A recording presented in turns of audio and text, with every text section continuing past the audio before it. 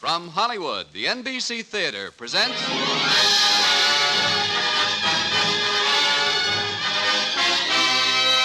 Screen Director's Assignment. Production, A Foreign Affair. Director, Billy Wilder. Stars, Rosalind Russell, Marlena Dietrich, John Lund.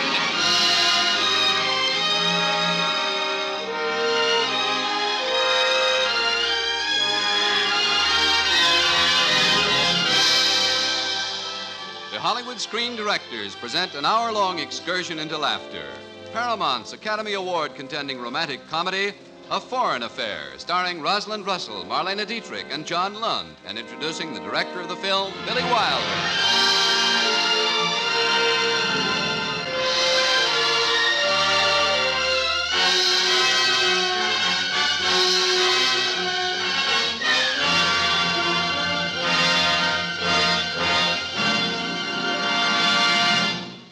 In Hollywood, when a picture lays an egg, it is traditional for the director to blame the writer and the writer to blame the director. But Billy Wilder is both. As director and writer, he is in the sad spot of having only himself to blame. Since coming here from his native Austria, the poor fellow has been forced to take the rap for such eggs as The Major and the Minor, Double Indemnity, The Lost Weekend, and tonight's story, A Foreign Affair. Ladies and gentlemen, Billy Wilder. Thank you very much. Tonight, histrionic history is being made. On this program, I am making my debut as an actor. I will appear briefly but brilliantly as a German waiter. You can see I have been working all night on that accent of mine. So please, nobody cough, or you will miss the performance of mine altogether. Co-starring with me, by the way, are Rosalind Russell as Congresswoman Phoebe Frost, Marlene Dietrich as Erika von Schlütow, and John Lund as Captain Pringle. And now, for the first time on the air, here is A Foreign Affair.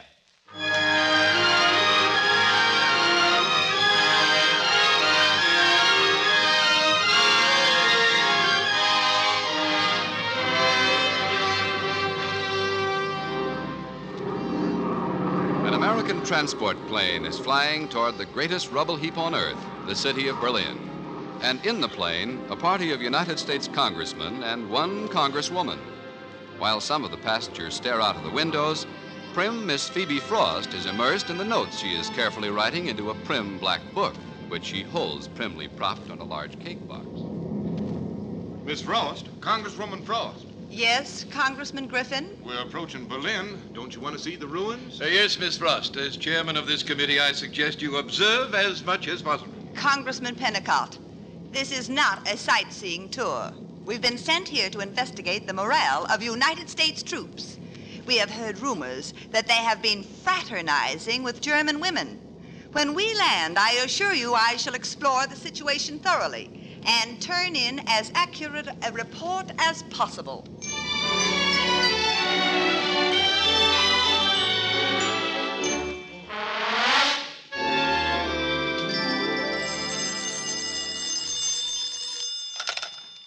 Captain Pringle, the Notification Department. No, have the papers sent over tomorrow. That's right.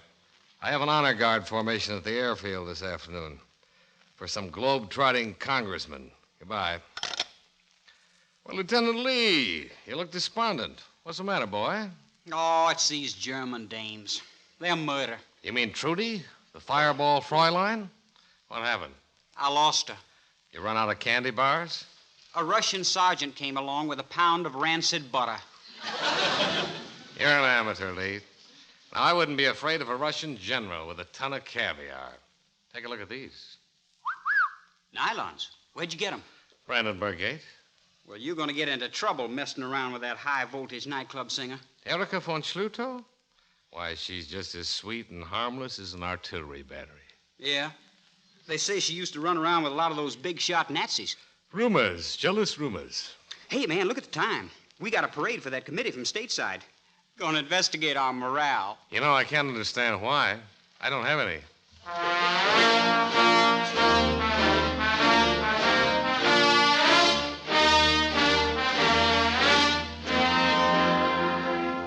Sir, the honor guard is formed. Parade! Rest!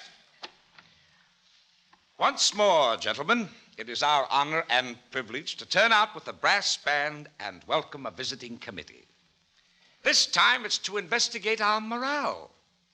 It seems back home they've got the idea that all we do is swing in hammocks with beautiful blonde Fraulines and swap cigarettes for castles on the Rhine. Well, some of you do go overboard once in a while. This isn't a Boy Scout camp. We've got a tough job to do, and by and large, we're handling it darn well. Now, this committee is going to be here for 5 days.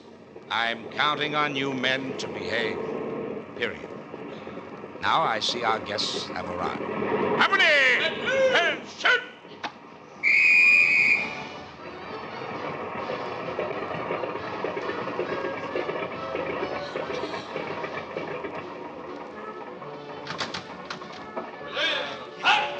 A very fine fight.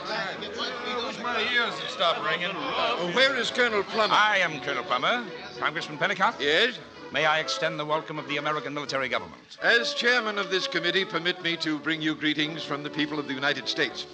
These are my colleagues, Congressman Giffin, Howdy. Salvatore, Delighted, Krauss, Colonel, delighted. Yandel, and this is Congresswoman Phoebe Frost. From Iowa, from the 9th District of Iowa. Delightful of Congress to send us a lady representative. You may dispense with the soft soap, Colonel. And what, may I ask, is the meaning of this reception? I'm afraid I don't understand. I came here hoping to find an army taking its task seriously. Instead, I find a military band. What, no drum majorettes? We had some, but we sent them back to the barracks. They forgot to shave. This is scarcely a jesting matter, Colonel. Perhaps we can discuss it at lunch. May I carry that box for you? No, thank you. I undertook to deliver it to a Captain John Pringle here in Berlin. I don't suppose you could tell me where to find him? I could try. Captain Pringle. Oh, is he here? Captain Pringle reporting, sir. Congresswoman Frost, this is Captain Pringle. This is for you, Captain. Happy birthday. Birthday? Yes, it's a cake. Oh, my birthday. I'd forgotten.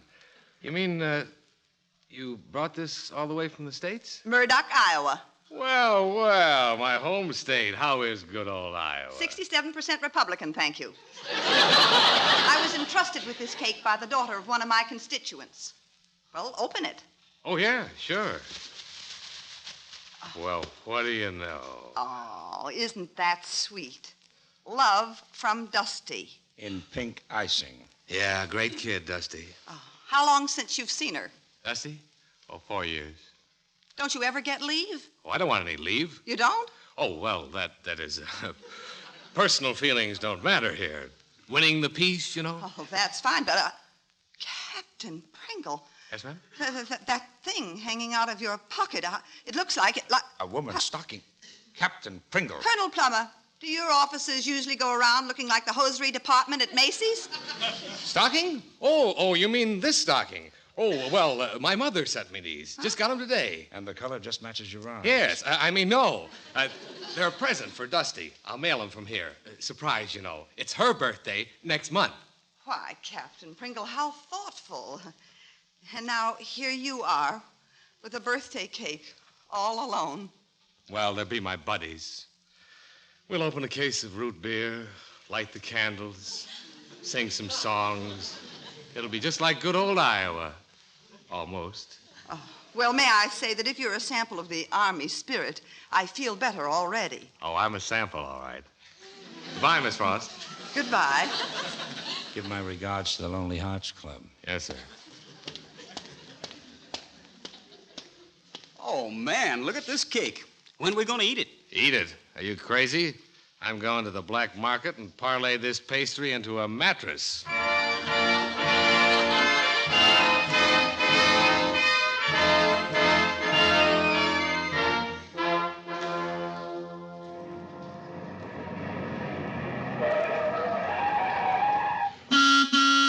Hey, you up there. Erica. Johnny? Is it you? That's my signal. Come on, throw down the key. Okay, mattress, come with Daddy.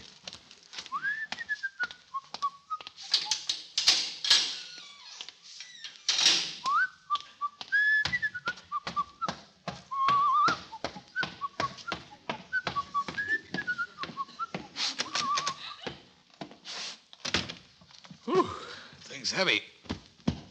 Hey, woman! Erica! Here I am, Johnny. You great, big, gorgeous blonde Don't doll. hold me so tight, Johnny. You're hurting me. Why are you so mean to me? Listen, you menace. I worry about you. I bring you presents, and you tell me Presents? Where, Johnny? Where? Hey, get out of my pockets. What is it, Johnny? Come on, lay off. You're tickling me. Oh, stockings. Oh, they're so sheer, so beautiful. Sure. And I brought you another present. Where, Johnny? What? A mattress. A real mattress. Where did you find it? Well, it started out as a half a dozen eggs and a cup of sugar. But you're not going to get it. Johnny, the one on my bed, it's a ruin, like Berlin. I can't sleep. No mattress will help you sleep. What you Germans need is a better conscience. I have a good conscience. I have a new Führer. You. Heil, Johnny. You heil me once more, and I'll knock your teeth in. How, Johnny? With a kiss? Like this?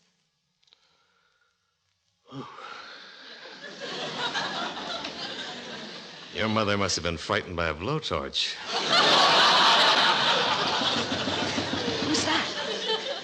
With my luck, it's Eisenhower. Oh, Johnny, hide in the other room. Right. Coming, yes, coming. Your name's Schluto? Well, an American military policeman. Your name Erica Schluto? No. You're the dame that sings at the Lorelei nightclub? Yes. And your name's not Erica Schluto? My name is Erika von Schluto. Ooh, von Schluto. Nobility, huh?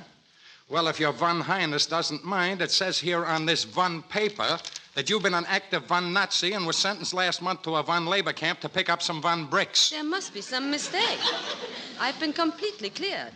I'm on the white list now. Oh, yeah? Yeah. Oh, yes, sir, Captain Pringle. Okay, Bob Hope. Let's see those orders. They're 4 weeks old. Yes, sir. There's been a lot of people to check. This case has been all straightened out. I'll set things right at the denazification office myself. Yes, sir. Okay, that's all. Take off. Yes, sir. Johnny, you shouldn't have told him that. I haven't been cleared. If they look in the files, they'll find out. Stop worrying. I signed your papers. Johnny, you could get into trouble. I got into trouble the day I met you. Goodbye, baby doll.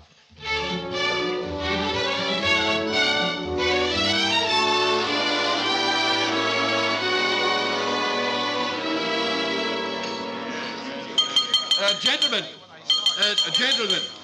as chairman of the committee, I wish to thank Colonel Plummer and his staff for this pleasant and educational luncheon. But now, duty calls. If you gentlemen and Miss Frost will just go along with Lieutenant Fairfield here, he has arranged a tour of the area for you. Right this way, please. Visiting congressman. Sometimes I'd like to send a committee to investigate morale in Washington. Call it. What Colonel. the devil? Oh, Miss Frost. Say, you'd better run along or your party will leave without you. Iowans, Colonel Plummer, are not the type for guided tours. Just what is it you want, Miss Frost? Colonel, driving over here, I was shocked. Shocked. I understand, but you must realize that Berlin It's is a not city. Berlin, Colonel. It's our men. American soldiers walking right up to German women and making dates without being properly introduced. Well, heavens to Betsy. Holding hands openly, right in public. Fraternization is legal, you know. This committee may have something to say about that. Miss Frost, what is it you wish? I just want to tell you that Congresswoman Phoebe Frost isn't going to be bamboozled by any smooth talk and guided tours. Nobody's trying to bamboozle you, Miss Frost. You're free to do whatever you wish. As far as this office is concerned, you can investigate the morals of the American Army first-handed. Don't be ridiculous, Colonel. I couldn't... Colonel Plummer, you have given me an idea. Now, wait a minute. For the honor and glory of the United States, Colonel, I am going out and get myself picked up.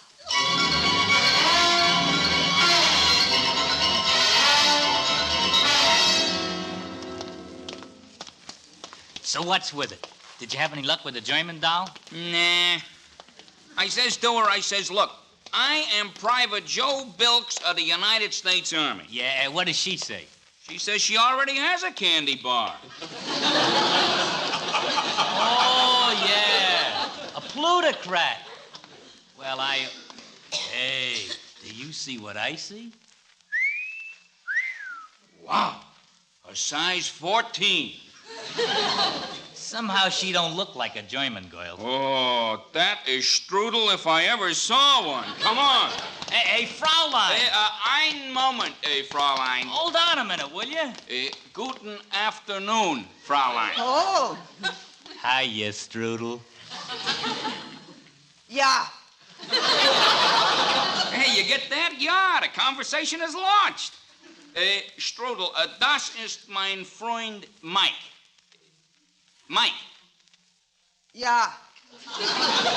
And das is my friend, Joe. Yeah. Fraulein, you like little Tanzenmachen? Lorelei Cabaret? Huh? Yeah. What's the matter with her? Yeah. Oh, fine. This kid kills me. All she can say is yeah. That's bad.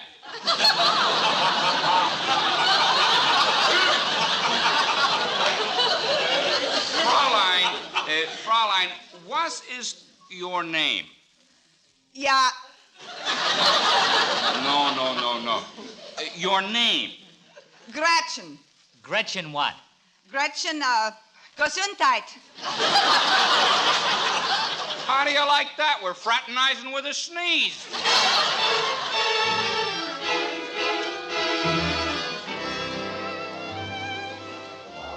Some hot spot, the Lorelei, huh, Fraulein? Ah, she's a dope. Hey, here comes the champagne. Put it right here, waiter. Das ist 5-pack cigarettes, please. 4 packs. Now it's 5 packs. All right, take 'em. This is eine kleine clip joint. How do you like these prices? Maybe we better write Congress to boost our cigarette ration. Why, you... What did you say? Yeah. That a girl with a vocabulary like that, you could run for Congress yourself back home. So what's Congress? A bunch of salesmen that's got their foot in the right door. Listen, for my dough, you can have Congress and the Senate in 10 points. 20 points. 15 points. I'll take it. You got it. Hey, get a load of that. You want me to sing, boys? Yeah. Oh, brother. That is strudel a la mode. Hubba, hubba. In love with pain. Want to buy some illusions, slightly used, just like new. Such romantic illusions, and they're all about you. I'll sell them all for a penny. They make pretty souvenirs.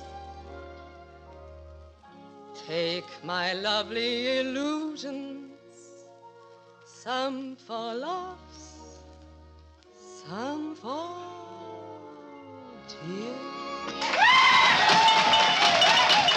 Thank you, boys. Thank you, boys. Thank you.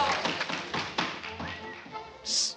Erica, Johnny. come here, behind this pillar. What's the matter, Johnny? You see over there? That woman? That's no woman, that's a congressman. She thinks I'm Jack Armstrong, the all-American boy. Jack Armstrong? Oh, never mind. I just don't want her to see me. Hey, that's the kind of pastry makes you drool on your bib. They say she was right up there with them major league Nazis, Goebbels girl or Goering's, one of them anyway. How does she get away with it? She hooked herself some big army brass. Hey, do you think this Sphinx here can dance? Come on, Gretchen, how's mit kleine Tanzmachen, huh? Come on, Gretchen, loosen up. Don't you know how That to do... cake. That's the cake I brought from Iowa. The cake on the table. Gretchen, what are you saying? Let me go, you big ape. Oh, brother, let me out of here.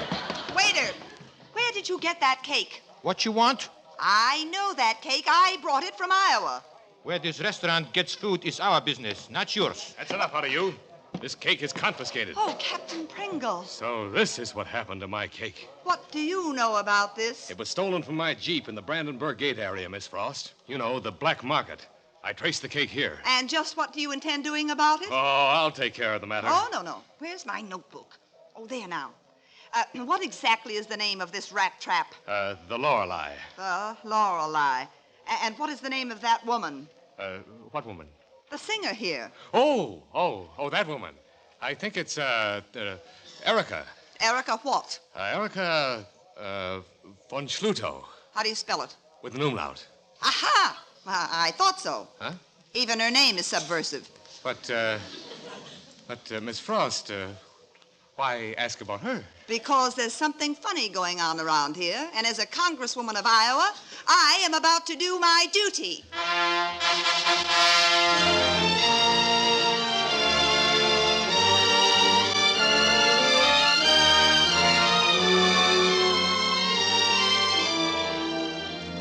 And so, gentlemen and Miss Frost, that's why I asked you to this conference. You had to get the picture. When we moved into Germany, we found a country of open graves and closed hearts. We've tried to turn it into a civilized state. It's a tough, thankless, lonely job. Oh, sure, some of us get out of line occasionally. But remember this, for the first time in history, you're asking the same generation of soldiers to be both valorous and wise. Splendid. As chairman of this committee, Colonel, let me tell you, we buy every word of your speech. Yes, sir. I don't buy it. I know, Miss Frost. You're from Iowa. What about notorious Nazi sirens parading themselves before our boys? What about that? For instance? Erica von Schlutow. That's who works, if that is the word for it, at a dive called the Lorelei. Pardon me, did you say Erica von Schlutow? I did. I must ask you to drop this particular matter. Aha! You're hiding something, Colonel Plummer. There are some things which must be left to the discretion of the military. The last time someone tried to gag me, Colonel, he tried it with a mink coat. But I didn't stop talking until the president of that particular company wound up in jail, even though I did get pneumonia that winter.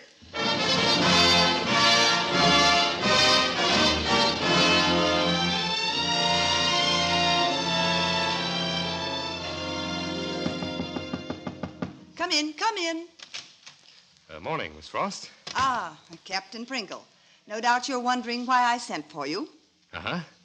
Why, all the motion picture equipment? You'll see presently. I simply cannot get myself to trust anybody in uniform. Oh, now, Miss That Frost. is, anybody but you. Me? I suppose it's because we're both Iowans. And, Captain, I need your help. Glad to be of service, ma'am. Now, what do you know about Fräulein von Schlutow? Oh, just gossip. She may have known a couple of minor party members. Small fry. Nothing worth your attention. Perhaps. A warrant officer thinks she's in this old German newsreel. So, if you'll turn off the lights, Captain. Okay. Probably just a waste of time, Miss Frost. This is the opening of the 1943 opera season. Yeah, top German brass. There's Hitler at... Oh, no. There she is. The von Schlutow woman. Who's the uniform she's hanging on to? I think it's Hans Otto Birgel. Who's he?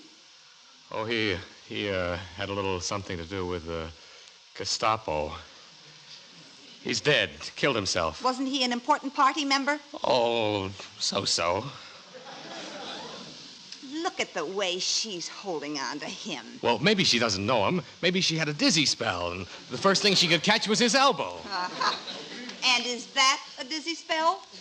Hitler himself. Kissing her hand, talking to her, laughing with her. I think that's quite enough. You can put the lights on now, Captain. Yeah, sure. It's common talk, you know, that some American Army officer is protecting that woman. It's him that I want. Do you think you'll find him? Of course. The only way he can see her is by visiting her. She can't come to him. It's all right. Therefore, to catch him, we've got to watch her place. Smart idea.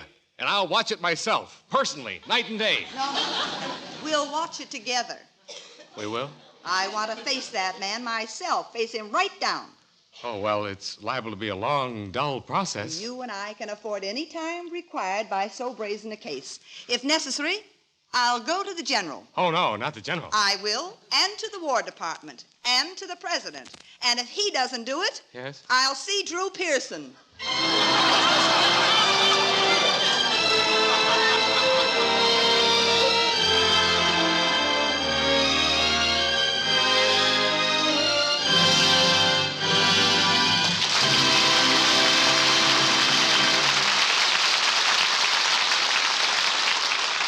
Our full-hour presentation of A Foreign Affair continues in just a moment.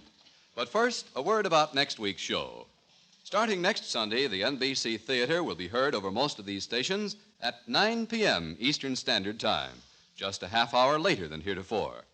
And our story next week is the gay and charming musical You Were Meant for Me, starring Academy Award nominee Dan Daly in his original role. Our presentation of A Foreign Affair continues after a brief pause for station identification.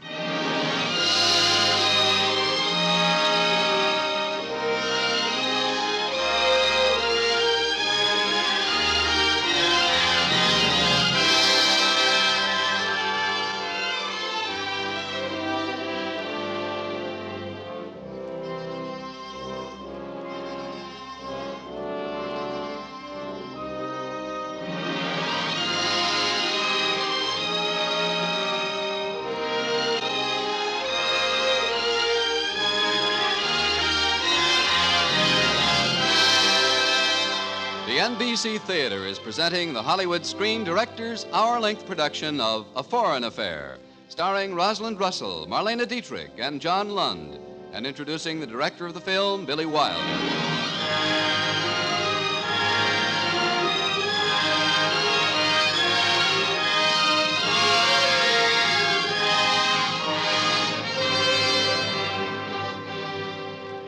Life in Berlin is becoming very complicated indeed for Captain John Pringle. Johnny has joined Congresswoman Phoebe Frost in tracking down the American Army officer who's been carrying on an affair with Erika von Schlutow, a nightclub singer and former girlfriend of Nazi Hans Otto Bergel. The task has proved to be an unusually frustrating one for the captain, since he happens to be the man Phoebe Frost is looking for. Right now, Johnny Pringle is doing his best to dampen her Iowa enthusiasm as they sit parked in his Jeep in front of Erika's bomb-shattered apartment.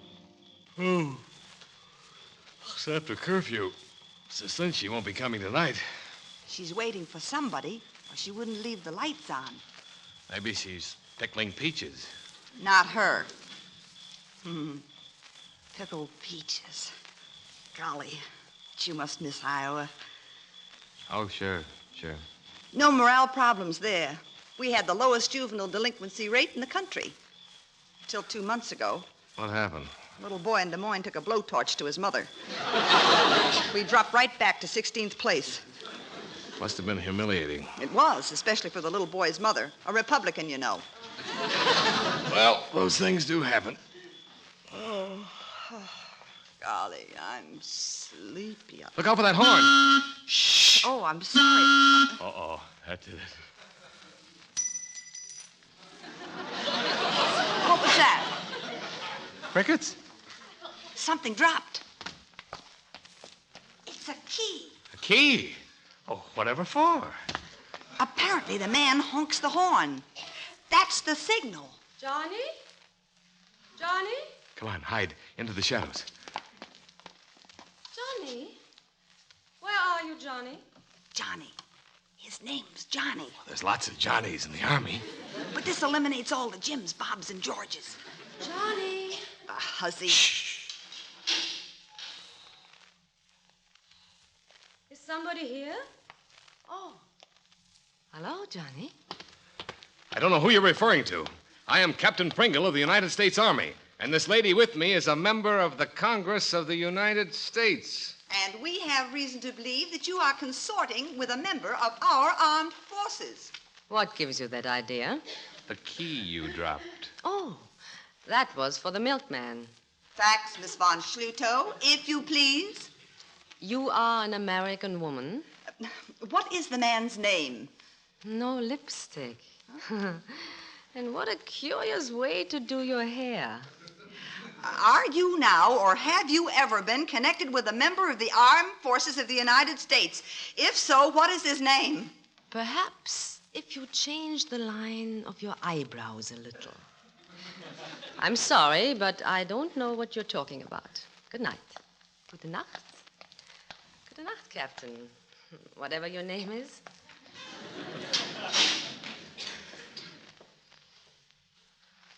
Well, we might as well call it a night. I suppose I do look awful. No, you don't. We were only allowed 60 pounds of luggage. I didn't bring any makeup. Never let another woman tell you how you look. No lipstick. Ask a man. No mascara either. I think you look charming. In a wind-blown sort of way.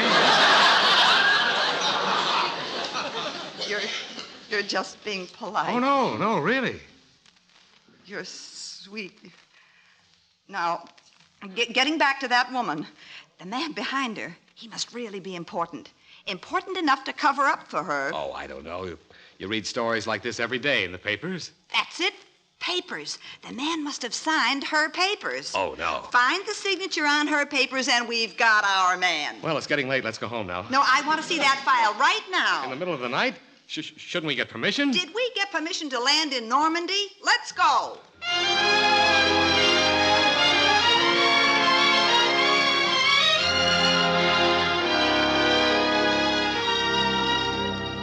Sandler, Salzman, Schrammer, Schlumann, Schussel. Here were Schlutos. Anton, Emil, Frist, Gottfried. No Erica. No, Erica? Oh, that's too bad. Well, come on, let's go. I have to write my grandmother a letter. I've neglected her shamefully. Oh, well, I could have sworn Captain Pringle. It's Erica von Schluto. Von. It's under von. Oh, no. Why, that's silly. Like O'Brien. You wouldn't look under B. You'd look under O. All right. Let's look under O. Under V. Oh, it must be here. Now, von Resnick, von Rotelsheim. Did it ever occur to you that there might be some extenuating circumstances? This man is making a mockery of his country's uniform. That's a hot one. You expect him to be an ambassador, a salesman of goodwill. Well, that's not the way it works. Von Suppose you stop playing detective and ask yourself why he skidded off the road. Von Sandberg, I'll tell you why. No moral breaks, Von Salmon. Sure, he's going too fast. Only during the war, he couldn't go fast enough. Get on that beachhead. Get through those tank traps. Speed, lots of it. Then the war's over, and you expect him to ram on those brakes and stop like that. Von Salzburg? Yes, Captain Pringle, just like that. Von Saugus, Von Sasten. Maybe he needs a little affection. Devon. Or would you know about that, Congresswoman Frost? Are you human enough to know about affection? Yes, I know about that. It might interest you to know that I was in love once. Not really. He was a Southern Democrat. We served on a committee together. I despised his politics, but I loved the Southern syrup in his voice and the lazy way he put his arm around me. But do you know what he was trying to do? What? Sway my vote. One night he drove me home. He said he was yearning for my lips, but it would have meant betraying my platform and my constituents. What did you do? I filibustered. You what? I just kept talking, poems and things. The Midnight Ride of Paul Revere, I got through that one twice. Yes, I do know about affection, Captain, but we still haven't found her file. Now, von Schloss, von Schlossnig. You haven't been kissed since. None of your business. Von Schlumann, von Schluto. Carl, Donner. If it's here, it should be this next Congresswoman. What? Close that file. What are you doing?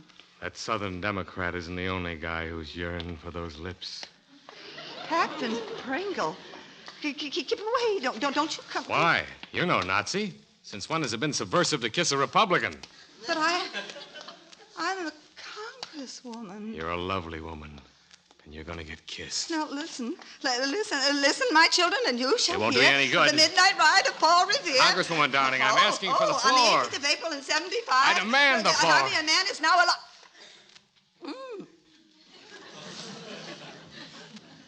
Oh, You're entirely out of order.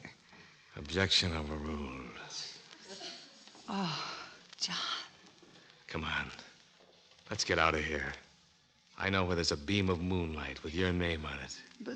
But the file. Bright moonlight or dusty old files? What'll it be? Oh, moonlight, John. Moonlight. Oh, hurry, darling. The hours are running out, and I want to spend every magic moment with you.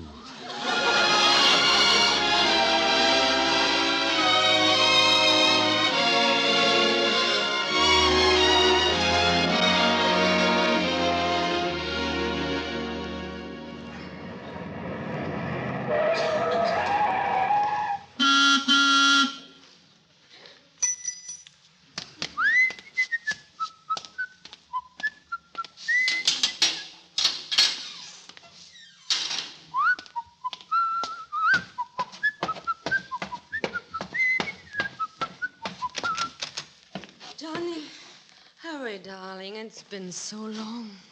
Hi. What has mein kleiner Liebling been doing? Your kleiner Liebling has been making charm with the bloodhound. The congresswoman? Yeah. We're engaged. Engaged? We sat and held hands and whistled Shine On Harvest Moon. Well, it's better than having my head chopped off. Something that may happen to you. You were in pretty deep, weren't you? Deep? What deep? You and Hans Otto Birgel. He's dead. And that Führer of yours, kissing your hand, little jerk. Don't talk like that. Why not? How much of a Nazi were you, anyway? Oh, Johnny, don't be cross now. I love you very much. Now, isn't that nice? I want to go with you to America. I want to climb the Statue of Liberty. You want to get down in that basement at Fort Knox.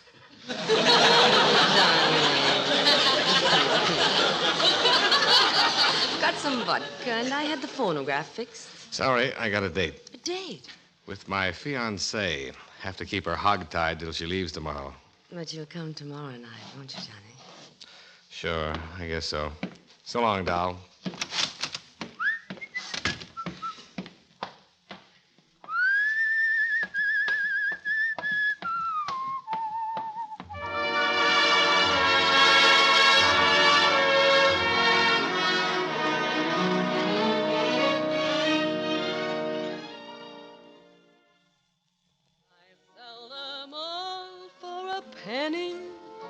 They make pretty souvenirs.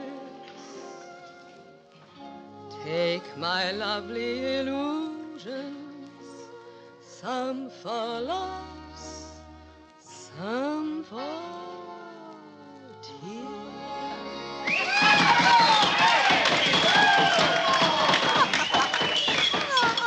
I never knew champagne could taste so good. Why did you insist on coming to the Lorelei? Oh, now, Johnny, it's our last night. I want to have fun. Sure, I know how it is. I don't know whether it's the champagne, but I'm absolutely dizzy with happiness. Before I was just drifting on a gray sea, all alone. Only suddenly you get scared. So you hoist up your heart and you wait. And nobody passes by. Just gray waves. Phoebe, don't. Then out of nowhere comes a boat. So unexpected. All white sails on the horizon. To you, my beautiful boat. Phoebe, you make me feel awful. Well, you are beautiful, and you're fun, and you're good to me. Someday you might find out I'm not so good. Look, here's Miss von Schluto. May I join you? No. Now, don't be rude, John. Thank you. Have you made any progress tracking down that man? What man? My man. Oh, a little progress. Only that's all postponed because of another man. My man. Isn't he beautiful? Some more champagne, darling. Phoebe, please. You've had enough. When are you leaving Berlin, Miss tomorrow. Frost? Tomorrow. This is our last night together. What a shame. He'll be so lonely without you. Oh, no, he won't. He'll think about his little Phoebe, won't you? Sure I will. Night after night, all alone in his barracks. Isn't he sweet? Yes, I think so. Hey, Pringle, Johnny. Oh, hello, Lee. Won't you join us? No, thanks, can't. Colonel Plummer's looking for you. John, I don't want you to go. What does he want? I don't know, but you better get over to his office before he pops an artery. Oh, of all the times. Come on, Phoebe. No, I shall be very pleased to take care of Miss Frost. Oh, but I better take her home. Go on, get going. She'll be all right. Oh, thanks, Lee.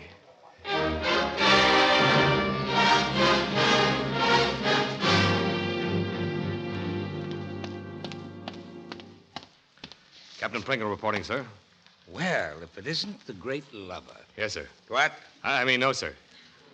Listen, Passion Flower, I'm going to blow the whistle on you. Yes, sir? Pringle, I honestly think you have as good a war record as any man in this town.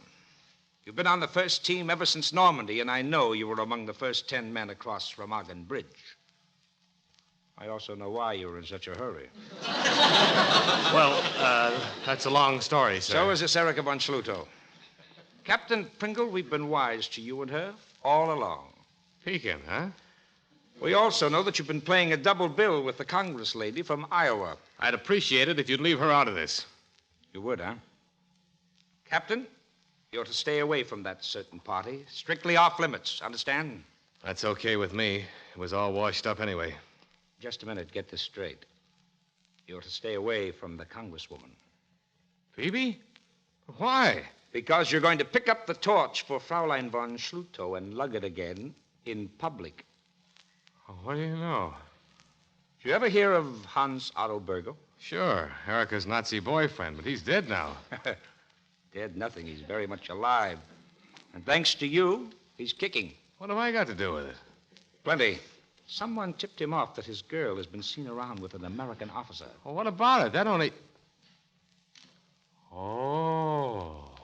Mm-hmm. The way we see it, he's just about due to come out and kill you both. That's cute. So now, go on back and fan those flames, Romeo. Stick around the floor line until Bergel shows up. Well, when can I expect him? I wouldn't want my nose to be shiny. Any time from here on in. Any other questions? Yeah.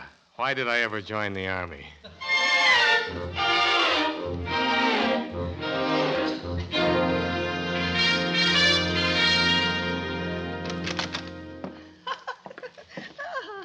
Oh, I feel so wonderful. Sit down, Miss Frost. Oh, but you still haven't told me why you asked me up here to your apartment. It's very simple, Miss Frost. Huh? I want my man. Ah, the American officer? You are still a little drunk, and maybe that's good.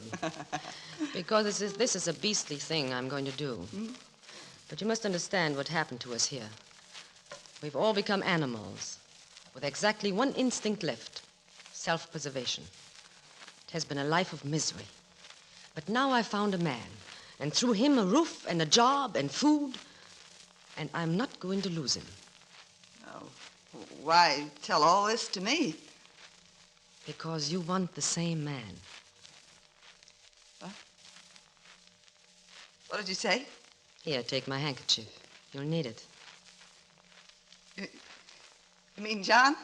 He's such a nice boy, really. He hated what he was doing to you, you know. He came up here so miserable and sorry for you. There's his signal. That couldn't be John. But it is.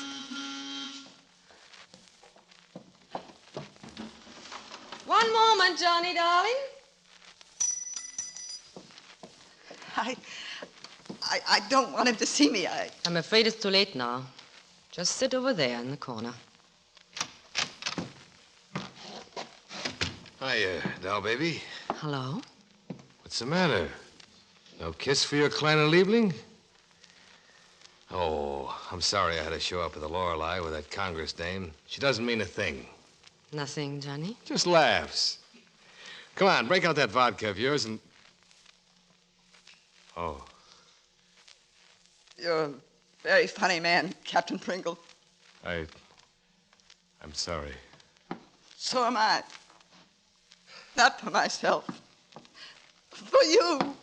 For you.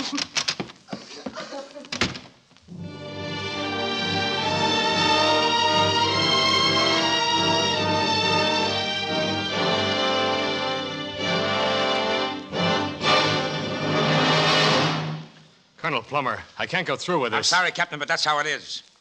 I know it's tough on you, but we can't afford to let Burgle slip out of the net now. Well, it's not me, it's Miss Frost. I told you what happened last night. Sorry. But why can't I straighten things out with her? Because according to our information, Burgle is coming out of his rat hole tonight. So tonight you're spending your time with Fraulein von Schlutow at the Lorelei Club.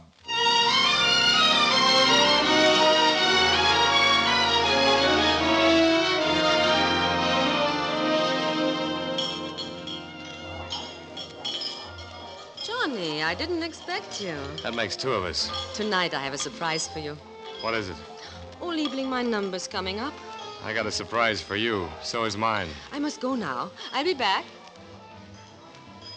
You all right? Huh? Oh, hello, Sergeant. You all right, Captain? Sure, like a clay pigeon. We think we spotted Burgle. Well, then arrest him. Well, we aren't positive it's Burgle. When will you know? When he tries to shoot you. Thank you, Sergeant. You've been very helpful. Oh, don't worry, Captain Pringle. We'll be covering you when Burgle shows. Just as long as it isn't with a sheet. See you later, sir. Yeah, but will I see you? Johnny, here I am back. Yeah. What's the surprise? Tonight, I try a new way of doing my number. I sing in the dark. No lights. Hey, you can't do that. But it's so effective, Johnny. There, the light's out. Oh, brother. Nice and dark, isn't it, Johnny? Here. Give me your hand while I sing. Make it fast, baby. Get those lights on again. Want to buy some illusions, slightly used, second-hand. They were lovely illusions. Don't move, Captain, and don't turn around. What? Who? What, Captain? A gun. And who, Captain? Allow me to introduce myself, Hansato Burgle. How do you do? She sings beautifully, doesn't she?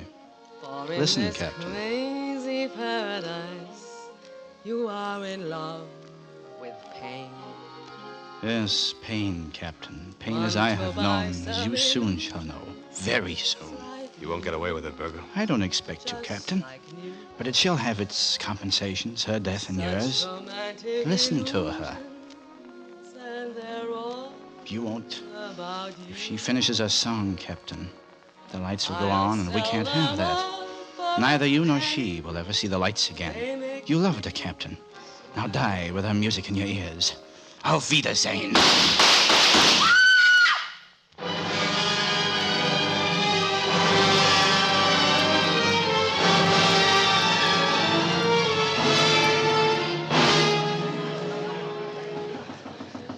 Come in. Colonel Plummer, Well, Miss Frost, sit down, please. you wanted to see me? Yes. Yes, there's something I want to talk to you about. You know, Miss Frost, there's a lot of rubble around here. You walk around on it, you're apt to get conked by a loose brick. Please, Colonel Plummer. I feel kind of responsible about that loose brick. That certain captain... No, I don't want to hear any There's more. not much to be said in his defense, but there is this. He isn't enjoying his little romance with Fraulein von Schluter. I'm not listening. Miss Frost, Captain Pringle has been acting as a decoy to trap the Fraulein's old boyfriend. Hans Otto Burgle? Yes, he's alive. You mean John was acting under orders? It had to be that way after he met you. You see... Oh. Excuse me. Colonel Plummer. Lieutenant Fairfield, military police. Yes, Lieutenant? There's been a shooting at the Lorelei. I'm on my way over there now. Any particulars? Nothing. Right, I'll meet you there. Miss Frost, you better come with me. There's been a shooting. John? I don't know. Let's find out.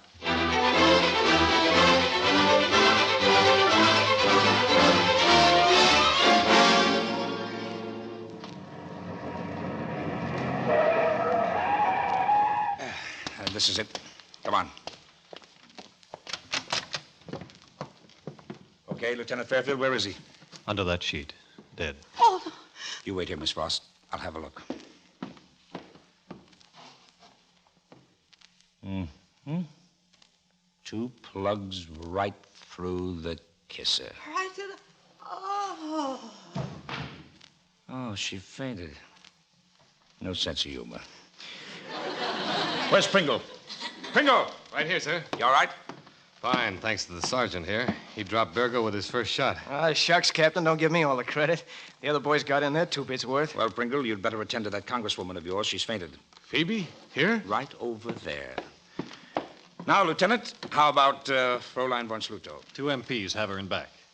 Are you crazy? Leaving her with those poor, defenseless boys? Go get her. Here she is now, sir. Come on, sister. You got a date with that pile of bricks I was telling you about. I have papers here which say I'm on the white list. And we know just how you got there. It wasn't exactly, if you'll pardon the non-Aryan expression, kosher.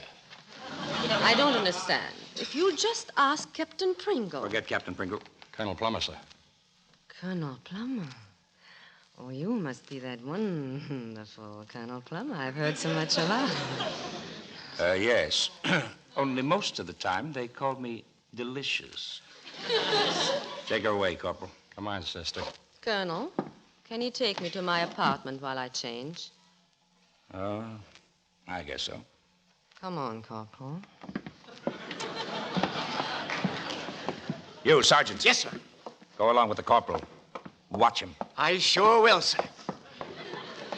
You, platoon sergeant. Yes, sir? You watch those 2 guys. It's a pleasure. Colonel Plummer. Yes, Lieutenant? I was just thinking, sir. So was I. You watch them. Like a hawk.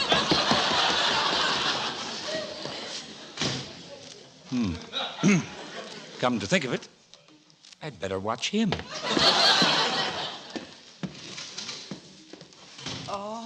Oh. Phoebe, darling, Oh, Johnny. What happened? you fainted. He said there were 2 slugs in your kisser. There ought to be. Oh, no. I'm sorry about everything, except the time with you. John, help me up. There now. John, I love you. Oh, no. Oh, me, I'm just a wham boy. Kind of guy you needed. Somebody to marry. Well? Oh, not me. I'm a heel, certified, got papers to prove it. John, come here. John. I tell you, I'm a heel. You're a man and you're going to get kissed. Oh, now listen, Phoebe. Listen. Listen, my children, It you won't shall do hear of the you midnight any ride of Paul good. Revere Come on on, 18th Captain April of Darling, 75. I'm asking for the floor. Hardly I a man is demand now the alive. floor. You're entirely out of order. Objection overruled. Oh, Phoebe, Yes, John. how about overruling that objection again? In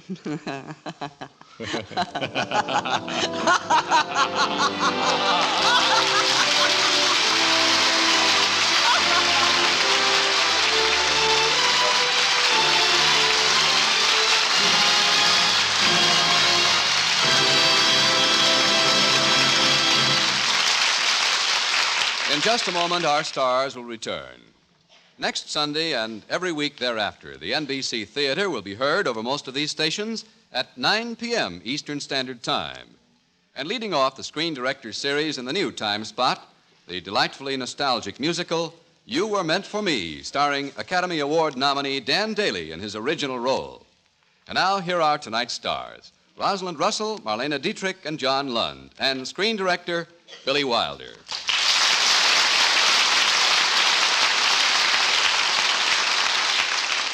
Okay, Billy, as a director, you're entitled to sound off. What did you think of our performance? Well, since you asked me, I thought that... No, wait a minute, John. Why let Billy Wilder do all the criticizing? That's right. He tried his hand at acting himself tonight. Well, here's what I think of your performance. Stop trying to change the subject. Now, he played the part of the waiter at the Lorelei nightclub. Show us, Billy. Now, do your lines Now, again. come on, Billy. You're an actor now. I said, champagne is 5 packs, please. I'm sorry, you're underplaying the line, I'd old boy. say he was overplaying it. I'd say he shouldn't have played it at all. See? You're all confused. Actually, I was magnificent. Well, speaking for all of us, Billy, you certainly are a magnificent director. Working on the set with you was a privilege we'll never forget. How true, how true.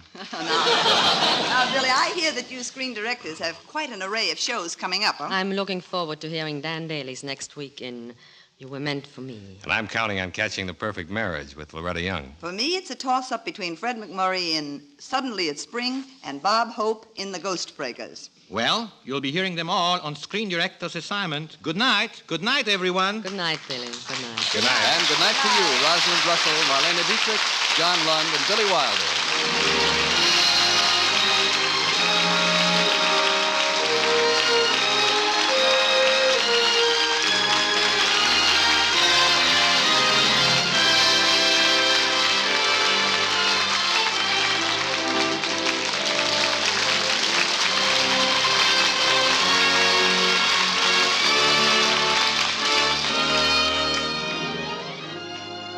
Tonight's cast included Wally Mayer, Henry Rowland, Herb Vigran, Gil Stratton Jr., Sam Edwards, Eddie Fields, Clark Gordon, Dan Riss, Bob Bruce, Paul McVeigh, and Helen Andrews. Script was by Richard Allen Simmons. Original music composed and conducted by Henry Russell. Production was under the supervision of Howard Wiley. Associate producer Bill Karn. Your announcer has been Frank Barton. A Foreign Affair was presented through the courtesy of Paramount Pictures, whose current release is the Technicolor production Whispering Smith, starring Alan Ladd, Robert Preston, and Brenda Marshall. John Lund is soon to be seen co-starring with Paulette Goddard and MacDonald Carey in the Paramount picture Bride of Vengeance. Rosalind Russell will soon be seen in the new Columbia Pictures comedy My Next Husband. Listen next week at 9 p.m. Eastern Standard Time when the NBC Theater presents Screen Director's Assignment. Production, You Were Meant for Me. Director, Lloyd Bacon. Star, Dan Daly.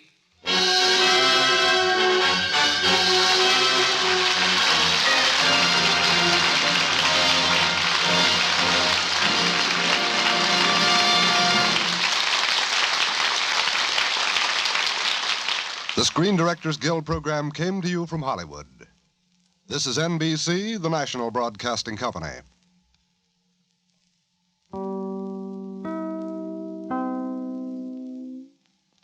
From Hollywood, the NBC Theater presents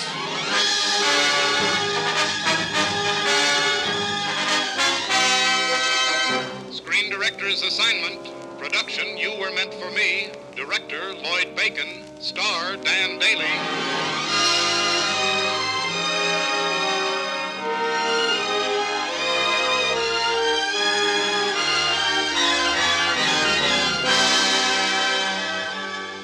The Hollywood Screen Directors present a romance set to music, You Were Meant for Me, starring Academy Award nominee Dan Daly in his original role with Betty Lynn, and introducing the director of the film, Lloyd Bacon.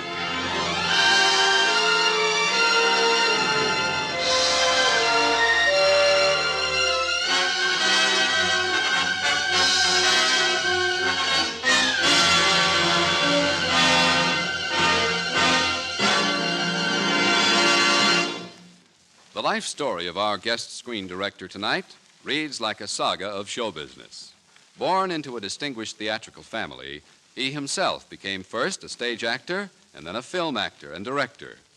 His was one of the first minds to grasp the full potentialities of motion picture sound, and his pioneering in this field established him as one of Hollywood's most resourceful and versatile artists. You've seen the fine touch of his direction in such grand entertainment as Mother is a Freshman, Give My Regards to Broadway, The Sullivans, I Wonder Who's Kissing Her Now, and tonight's story, You Were Meant for Me. Ladies and gentlemen, Mr. Lloyd Bacon.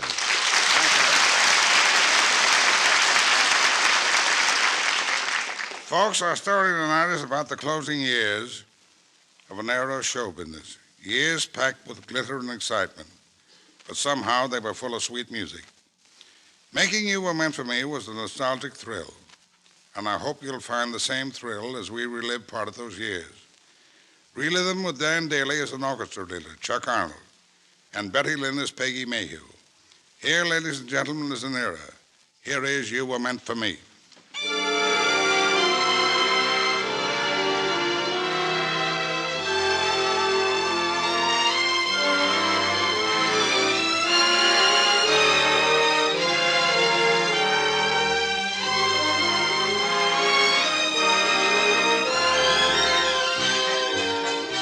1929. What a year. It was the beginning of the end of the era of wonderful nonsense. Million-dollar gates, Red Grange, the Galloping Ghost, flagpole sitters, and marathon dancers. Admiral Byrd planting the Stars and Stripes in Little America. Rhapsody in Blue. Paul Whiteman was king of jazz, and George Gershwin and Irving Berlin were the men behind the throne. Common stocks and women's skirts were mounting to new heights, and I was doing pretty well myself. I had a smart little band, Chuck Arnold and his Sophisticates, that played the smaller circuits and one-night stands. We were doing a shot in Bloomington, and the dance pavilion was packed with the flaming youth of the town. That's when I met my Waterloo. Bloomington, 1929. Crazy rhythm, here's the doorway. I'll go my way, you go your way. Crazy rhythm, from now on we're through. Here is where we have a showdown. I'm too hi-hat, you're too low down. Crazy rhythm, here's goodbye to you. They say that when a highbrow meets a lowbrow walking along Broadway, soon the highbrow, he has no brow. Ain't it a shame? And you're to blame. What's the use of prohibition? You produce the same condition. Crazy rhythm, I've gone crazy too.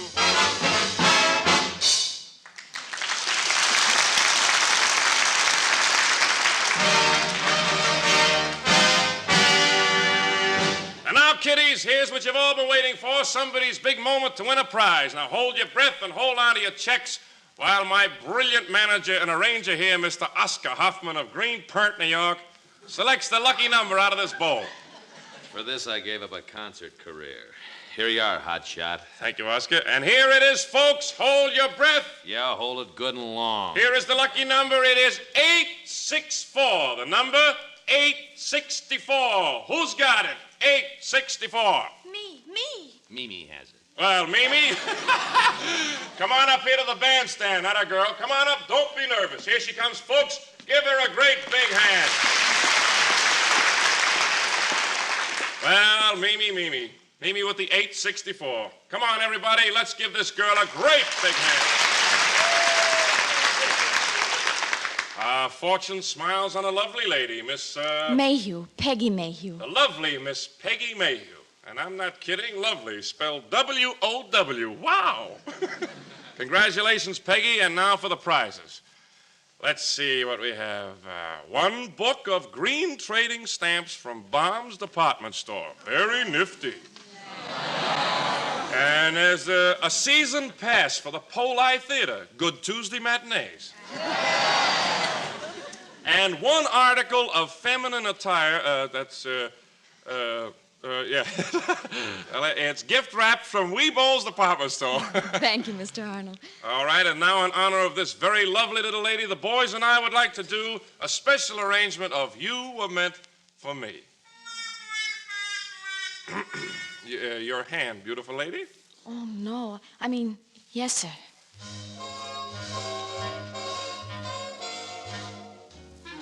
You were meant for me. I looked down at Peggy Mayhew as I sang. I saw the worship in her eyes, and I thought, oh, here's another crooner-struck girl. Only there was more to this girl. All her heart was in her eyes, and it must have been a good heart, because those eyes were beautiful. All at once, I wasn't kidding. All at once, I meant every word of that song. This was it. Peggy Mayhew? Peggy Waterloo. After a third of a lifetime of girls, this was the girl. And I knew. I'm content the angels must have sent you, and they meant you just for me.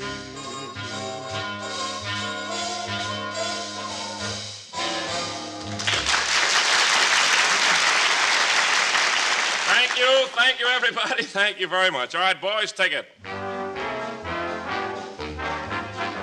Well, thank you very much, Mr. Arnold. Mr. Arnold? Chuck, it was very nice. I enjoyed it. Oh, wait a minute. You're beautiful, you know that? Oh, thank you. May I have my hand back now? How about a prize for me? Prize? Yeah, a kiss. All right. You ask for it. There. Hey. Ooh. That's big-time foliage you got there. I've got to go. No, wait a minute. Look, Peggy. Meet me after the dance tonight. I can't, Chuck. I'm with a date. Well, meet me after the country lad takes you home. Not tonight. We play Peoria tomorrow night. How about coming over? I don't know, Chuck. Well, say you'll try. All right, I'll try. I'll try. I'll see you in my dreams. Hold you in my dreams. I did get to Peoria the next night. I could hear Chuck singing inside, but the doorman wouldn't let me in without an escort. I saw Oscar, Chuck's manager, and I gave him a note for Chuck. Yeah. She gave me a note. Only I have a tender place in my heart for small-town girls who fall in love with Chuck Arnold. I tore the note up.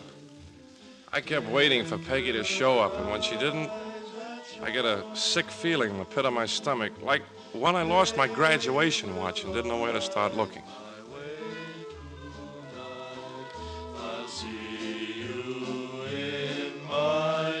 We finished playing at midnight.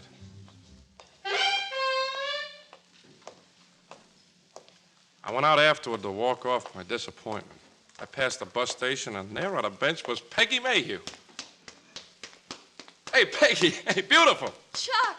What happened? Where were you? Well, they wouldn't let me in, so I gave Oscar a note. I don't know what happened. I thought you were... I never got any note.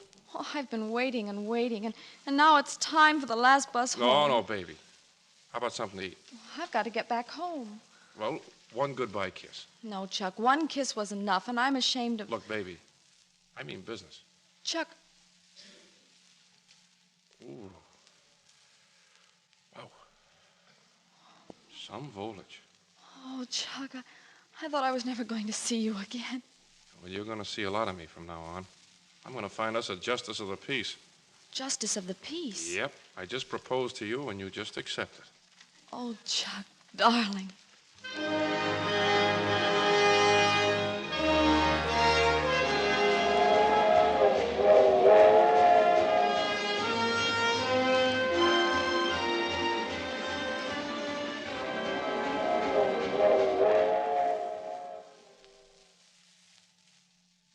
Writing another letter, baby? Mm-hmm, Mom and Dad.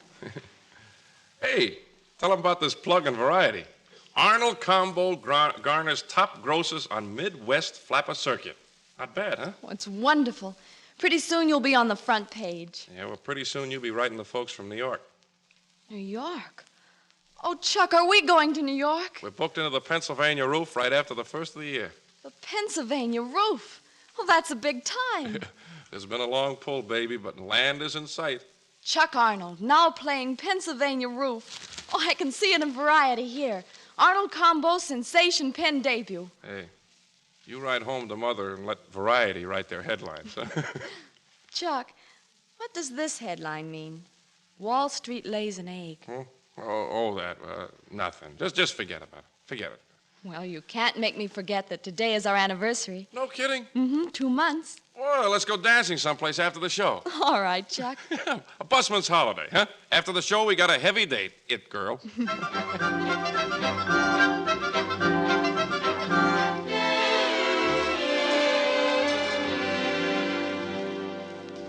Okay, boys, that closes shop for the night. Rehearsal 10 o'clock in the morning. Hey, Chuck! Uh-oh, battle station, boys. Song plugger off the starboard beam. Hiya there, Chucky boy. Hi, Oscar. Hi, boys. Chuck wants you to have a look at the biggest thing to hit the board since Firple ran into Dempsey. Have a look at the sleet sheet. Now, wait a minute. I'll I gotta... circulate among the town here and give them copies. You can give it a fast rundown.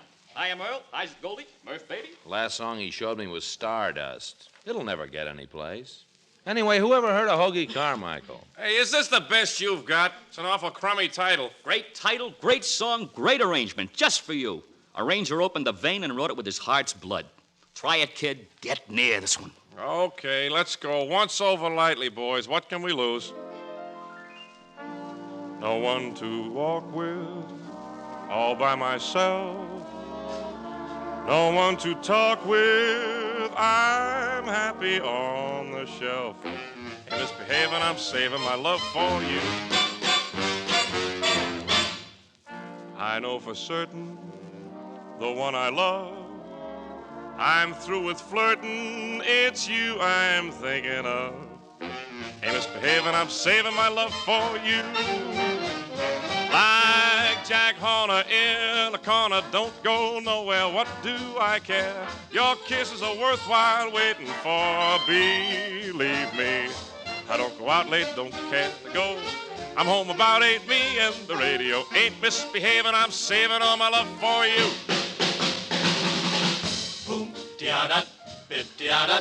Time, tom, tom, tom, da-da. Ain't misbehaving, cause I'm saving all my love. Yes, I'm slaving and I'm raving, even waving flags above. Boom, da-da, bip, da-da.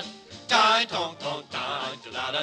Ain't celebrating, cause I wanna keep me rating. I'd be hating to be dating if I kept my baby waiting. Like Jack Horner in a corner, don't go nowhere, what do I care? Your kisses are worthwhile waiting. 1, 2, 3, 4, believe me. Boom, da-da, bip, da-da. Time, tom, tom, time, da-da. Ain't fooling around, tearing all over town like a clown or a hound, cause I'm bound to get crowned. Bye, do-da-da-da-da-da-da-da-da-da. Oh-da-da-da-da-da. Right-up, boom, boom. Don't go out late, don't care to go. I'm home about 8 feet. The radio ain't misbehaving. I'm saving all my love for whom? You. Us? Yes. Who? Saving all my love for you.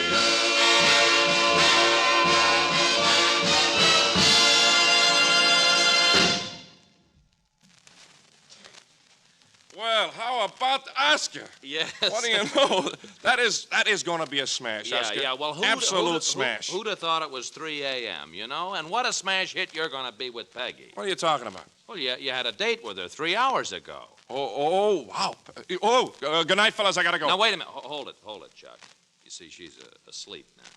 Your date is ruined anyhow, so I can tell you what I was going to hold back from you until tomorrow. What's the matter?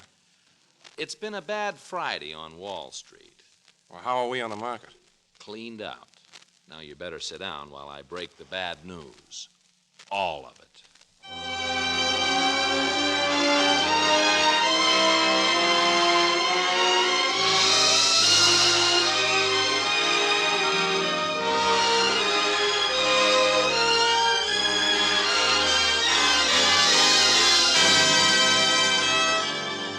You are listening to the Hollywood Screen Directors presentation of You Are Meant for Me, starring Academy Award nominee Dan Daly in his original role, with Betty Lynn and Jim Backus, and introducing the director of the film, Lloyd Bacon.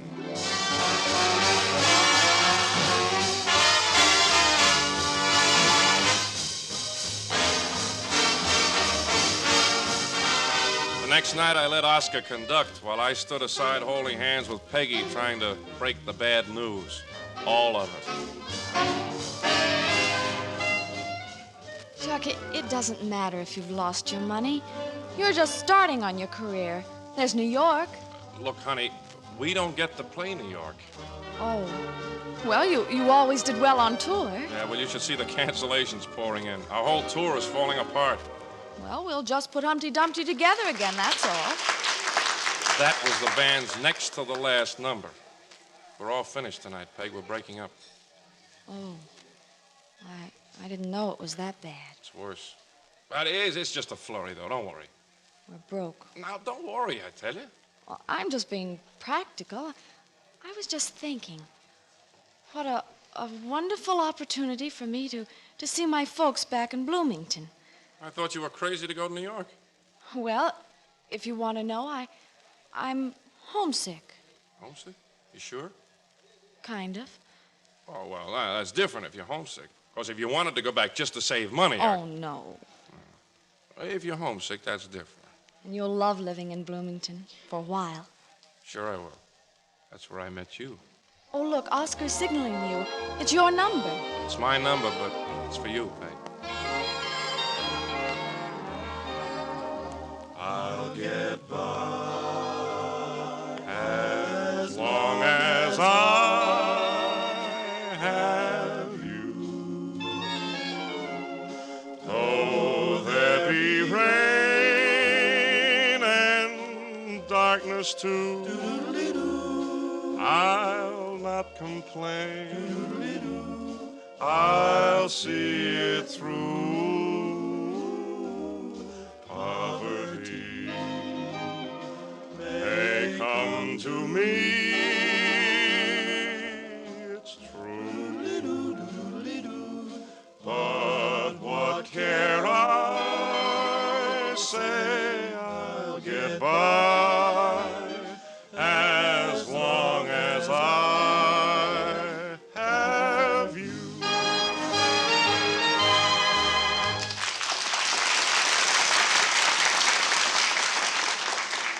And that's how I bowed out of the Flapper circuit in 1929 and back into Bloomington. And life with father, and life with mother. Peggy's father and Peggy's mother. Chuck was so proud. I remember the day in Brock's drugstore when we were pretending we were just resting in Bloomington before taking a big job at the Flamingo Room in Miami. The drugstore Victrola was playing Chuck's version of Ain't She Sweet. See her coming down the street. Now I ask you very confidentially, ain't she sweet? Ain't My old boyfriend, Eddie, was getting suspicious of our story and needling Chuck a little. And I guess that made Chuck do what he did. Hey, Eddie, here's a $20 bill. I gotta go. Pay for the sodas all around and buy all the kids a copy of Ain't She Sweet with my compliments. Let's go, baby.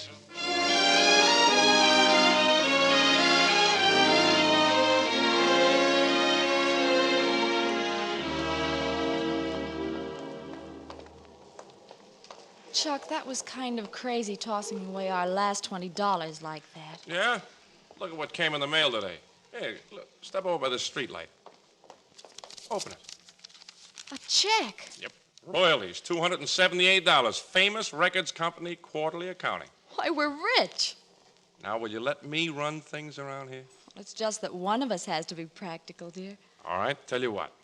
From now on, you be practical and I'll be beautiful, okay? Okay, beautiful. Okay, practical.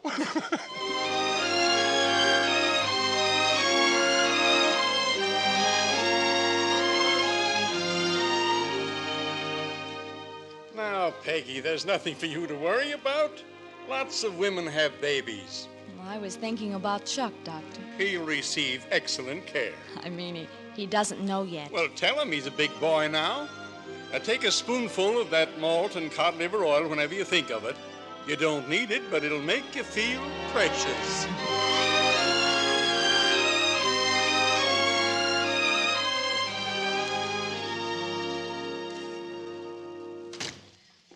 Hello, Mother.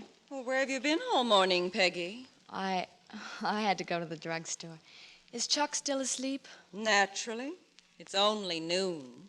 Mother, Chuck sleeps late because his rhythm is different than ordinary people. Well, if he was my husband, he'd change his rhythm to March time, I can tell you.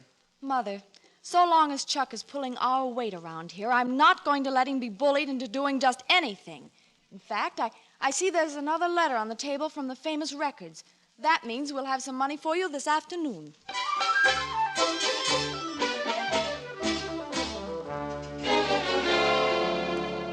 My dear Mr. Arnold, please be advised that Famous Records Company has on this date filed petition in bankruptcy. That's all, Peggy. No check? No check. How can a big concern like that go broke? I don't get it. I just don't get it.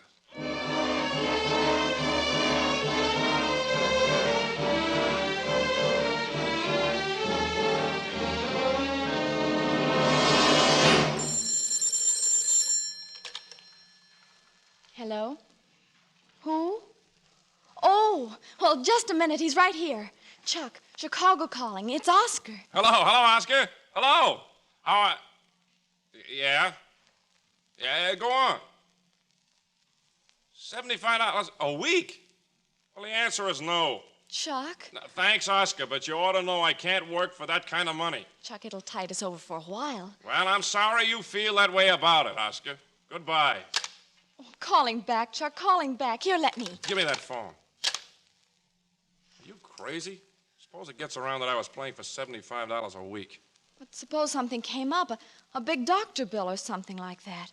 $75 a week is better than nothing at all. It's big money in Bloomington. Not to me, it isn't. I'd rather dig ditches or take in floors to scrub. You bawl out your old man because he doesn't sell as many bricks in his brick factory as he used to? Well, at least he's working. He's always in there trying. He doesn't just mope around week after week, sponging on the family and... Oh, I didn't mean that, Chuck. Okay, Peggy. You've said enough. Chuck, I didn't mean to hurt you. I'll be toddling along now. I'm through sponging off your family.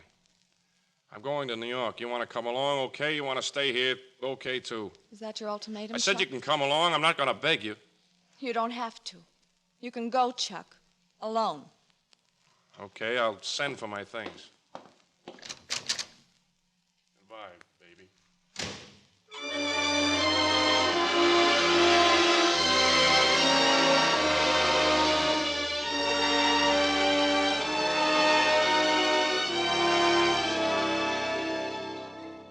I could show the world how to smile. I could be glad all of the while.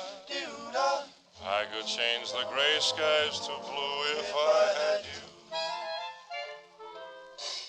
Peggy, will you please turn off that Victrola down there? Yes, Mother. Has that husband of yours come in yet? No, Mother. What?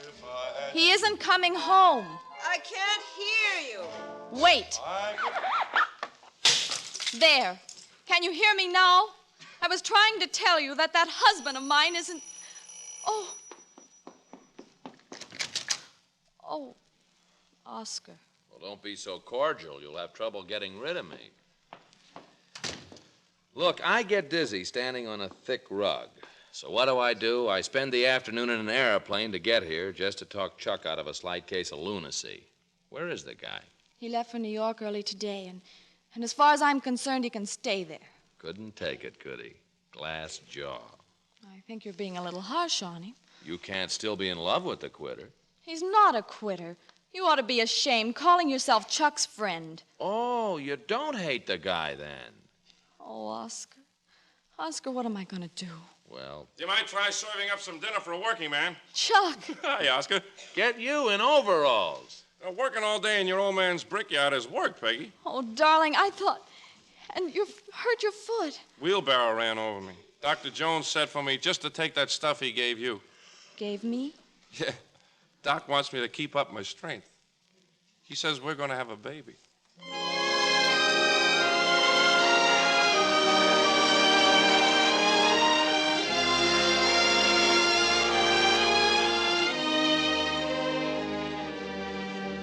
Well, I left Chuck and Peggy in a clinch and went to a neutral corner. Somehow they made out together, just the way the rest of America made out together. Then wheels began to creak into motion again. The dead eyes of factories sparkled again. There was nothing to fear but fear itself, the man said. I saw Chuck the other day. His wife and I had a ringside seat at the Pennsylvania roof. Oscar, it's our lucky number song. Remember in 1929? Yeah, here he comes. Silver in his voice and a gleam in his eye. The winning number is 864. Who's got 864? Me. Hello, Mimi. Hello, darling. Happy anniversary. I'm content the angels must have sent you, and they meant you just for me.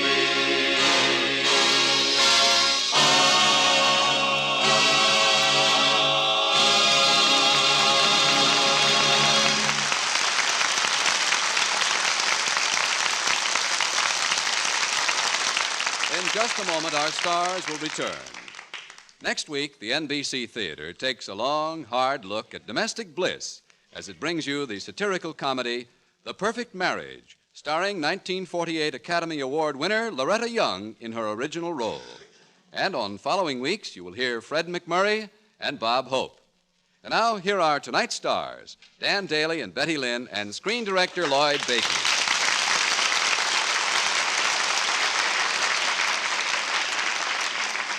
Mr. Bacon, there's something I don't understand about your head. Yes, Betty Lynn. Well, Dan Daly told me you always wear a baseball cap. Sure. Lloyd has a number 1 cap and a number 2 cap. The number 1 is the lid worn by last season's champs. He wears that when everything's going well on the set. What about number 2 cap? Oh, well, that cap from the team at the bottom of the heap, he wears that one when there's trouble. But what does it mean when he doesn't wear any cap at all? It means it's too darn hot in the studio. Lloyd, before we say goodnight, I'd like to offer my thanks for the way you've shared your great knowledge of show business with the actors and actresses who've worked with you.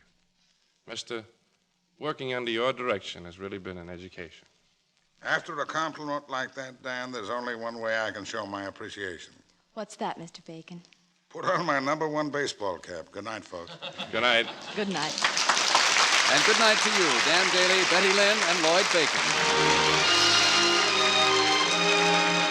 You Were Meant for Me was presented through the courtesy of 20th Century Fox, producers of Down to the Sea and Ships. Dan Daly is currently starring in the 20th Century Fox production, Chicken Every Sunday. And Betty Lynn may be seen in the 20th Century Fox film, Mother is a Freshman. Included in tonight's cast were Jim Backus, Bill Tracy, Irene Tedrow, Norman Field, and Dan Ritz.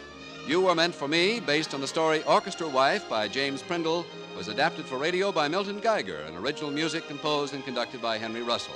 Production was under the supervision of Howard Wiley, associate producer Bill Carr. Your announcer has been Frank Barton. Listen again next week when the NBC Theater presents...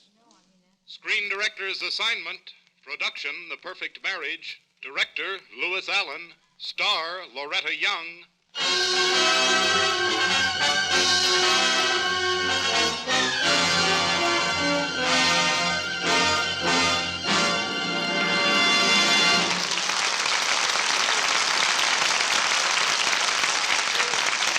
The NBC Theater came to you from Hollywood. This is NBC, the national broadcasting company.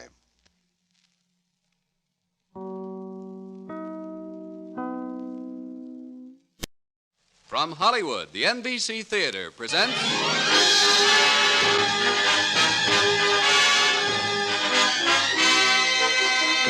Screen Director's Assignment, Production, The Perfect Marriage, Director, Louis Allen, Star, Loretta Young.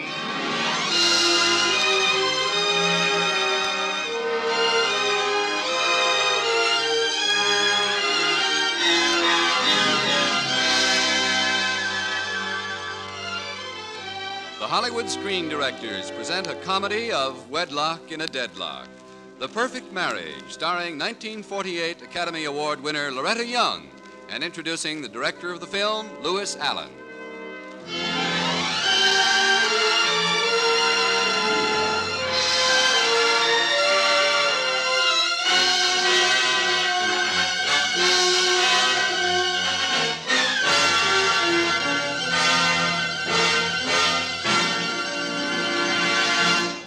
Tonight's guest screen director and tonight's story both first saw the light of the entertainment world upon the stage of the theater, and brilliant successes in this field brought them to the motion picture medium.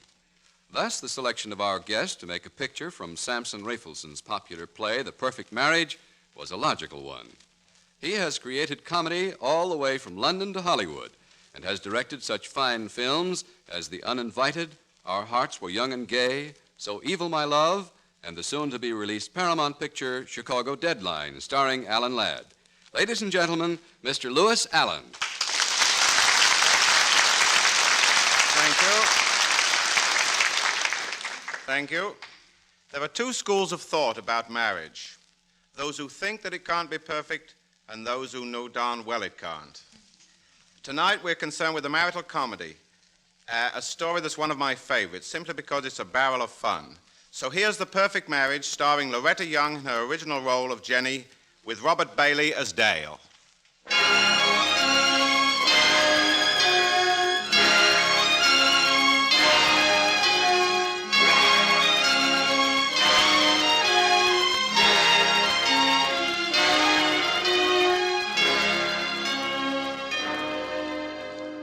They say that a perfect marriage is like a perfect crime. You never quite get away with it. Well, Dale and Jenny Williams seem to be getting away with it up to now. They've been just as successful at marriage as they've been at their respective careers. His as an aeronautical engineer, hers as an editor of a woman's magazine. And today is their 5th wedding anniversary. A fact which bubbles through Jenny's mind as they indulge in that Native American custom known as brunch. Oh, darling, isn't it wonderful? Absolutely. Best coffee Rose ever made. Oh, no. I mean us, Dale. Here we are sitting across the breakfast table after 5 years. 5 wonderful years. 5 years of breakfast. 1,825 breakfasts together. Oh, really? Yeah. Well, you don't have to count them, darling. Oh, 1,826 and 1/2, counting leap year. Oh, where does the half come in? Our first breakfast. Oh. The eggs were half done, the toast was half burned, and the prunes were half stewed. And so were you, dear. I was not. That was sheer happiness. Oh. Dale, are you happy now? Happy? Yeah. Oh, sure, I guess so. Darling, I have a wonderful idea. Let's go away together. Anywhere. Let's just dance and laugh and be gay, just like we used to do. Yeah, well, I'd like to, Jenny, but, well, you know, the office. Oh. Yeah, we'll make it another time. I'll pass the toast, will you, please? Certainly. Dale, since you're so busy, you won't have any objections to my going to Atlantic City for a week, will you? No, of course not. Well, don't you even want to know why? All right, why? Pass the butter, will you, please? Because my magazine wants me to cover a convention there. Well, that's fine. That's good. You sure you don't mind? Why should I mind? Well, I'm your wife, Dale. Well, what's that got to do with it? Then you don't mind. You don't even care one little bit. Well, I'll miss you, if that's what you want me to say. Yes, you'll miss me, like you did when I went to Paris last month. Well, certainly I missed you. Now, shut up and furnish your grapefruit. Oh, will you stop gnawing on that toast? Why? 'Cause you look like a moose in molting season, that's why. Jenny, what on earth is the matter with you? Oh, Dale, let's face it, our marriage has gone flat. We've let ourselves become just, well, intimate acquaintances who share nothing but a roof. What do you mean?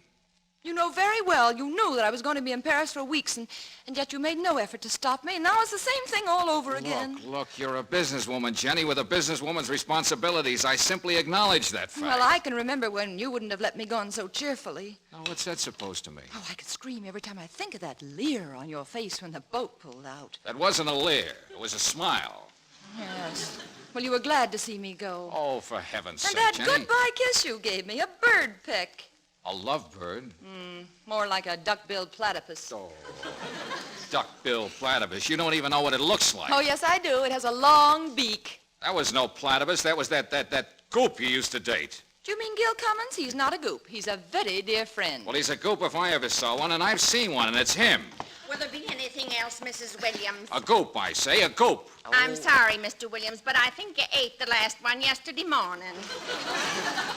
May I go now? My gentleman friend is waiting. Why, Rosa, I didn't even know you had one. Oh, Mrs. Williams, about the refrigerator. What's the matter with it? It keeps making a noise like H.V. Kaltenborn with the hiccups. Well, Mr. Williams is an engineer, Rosa. He'll grind the valves or something. Well, if you don't mind, Mrs. Williams, the last time he tried to fix the refrigerator, the radio exploded. Well, Rosie's really very good with airplanes. Yes, ma'am, I'm sure he is, ma'am, but I don't want my refrigerator flying around the kitchen. Oh.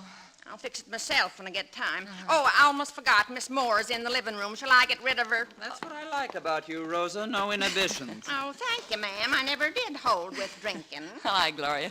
Have you had breakfast? Hours ago. Oh. Congratulations, perfect marriage. I hope I'm not intruding. You are. Dale, I love you. You're so funny.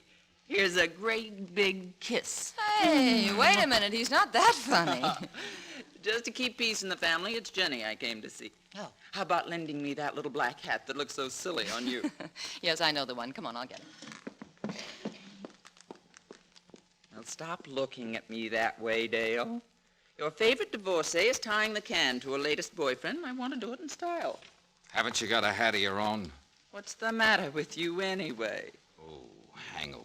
It's what you get for mixing gin with gin. It's not that. I dived too deep for the olive. Now, will you please go away? All right, if that's the way you feel about it.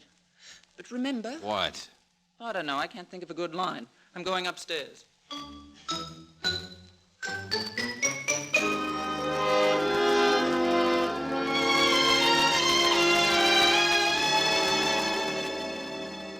Here's the hat, Gloria. What's with you and Dale, darling? Do I detect a fleck of tarnish on the perfect marriage? Why, what makes you say that? Well, you both seem so upset. We do? Well, it's because of Rosa. No, poisoning your food again, huh? Oh, Gloria, she's unhappy. Husband trouble. Her own or somebody else's? Oh, please, Gloria. Now, look, you're an expert on husbands. Maybe you could give me some advice for Rosa. Well, what are the symptoms? Well, it's just that a husband and wife discover that they really don't care for each other anymore. What happens then? They're PHTTT. I don't know how to pronounce it, but that's the way you spell it. Oh. Hey, Jenny, I just wanted to tell you I'll have to run down to the office. Oh, but Dale, it's Sunday. I'm sorry, it can't be helped. My, but Rosa has certainly upset this domestic paradise. Rosa? What's she got to do yes, I was just telling Gloria about the crisis in Rosa's marriage. But she isn't married to the right man? No, of course she isn't, dear. Oh. Oh, no, of course not. No. There's always a possibility of salvaging it. How? Well, if their years together have a quality that's too precious to lose. Oh, Gloria, that's gibberish. Well, makes pretty good sense to me, Jenny. Come in. I'm leaving now, Mrs. Wiggins. Oh, Rosa, come in. I want to talk to you. Run along, Rosa, and have a good time. About the refrigerator, I ma'am. think I can help you with your problem. Oh, it's nothing I can't fix, Miss Moore.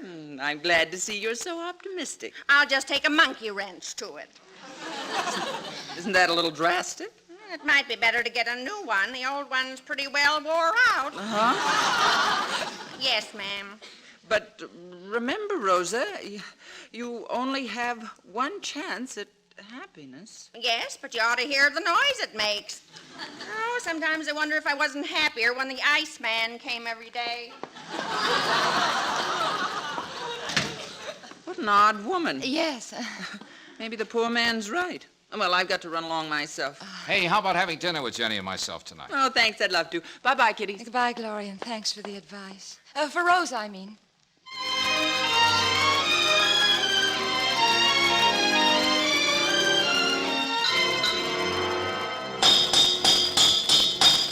Dale! Dale! Huh? Dale, I'm glad you decided not to go to the office. I'll show her. Not an engineer for nothing.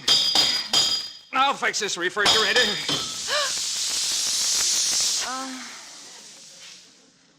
Jenny. I know, dear, I know. We need a new refrigerator.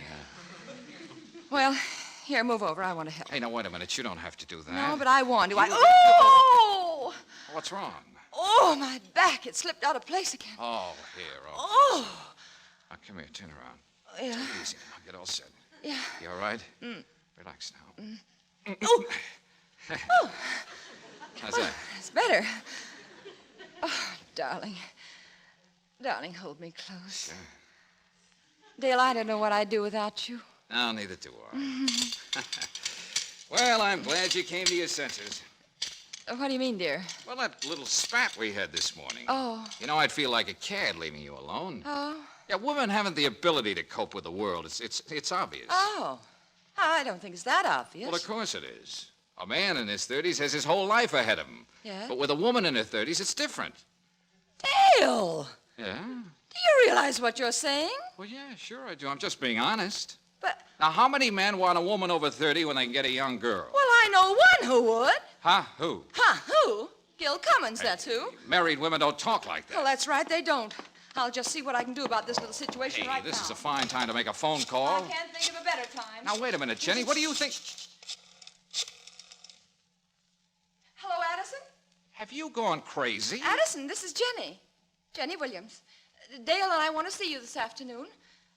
No, not for cocktails. We want a divorce.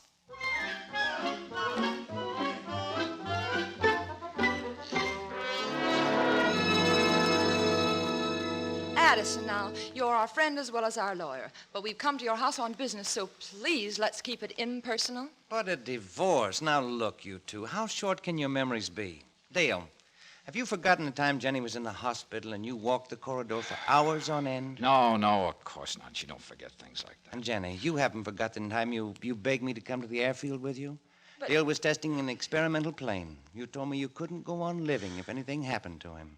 Have you forgotten that, Jenny? Hey, Jenny, I never knew you were there that day. Addison, you promised me that you'd never tell him. Well, let's forget this talk about divorce until you're perfectly sure in your own minds. Perfectly sure. Well, I... Take her home, Dale. Straighten things out. Jenny, what do you say? Well, all right. All right, Dale, I'll try. Well, that's more like it. Now, you kids run along home and patch this thing up. Yes, all right. As you open the door, don't stumble over my wife. Mabel's probably listening at the keyhole. Oh, my Jenny, darling. Hello, Mabel. And Dale, I didn't know you were here. Liar. Now, say hello and run along. Well, not until I steal Jenny for 5 little minutes. I simply must talk to her. Oh, please, Mabel, not now. Oh, but darling, this simply can't wait. This is important.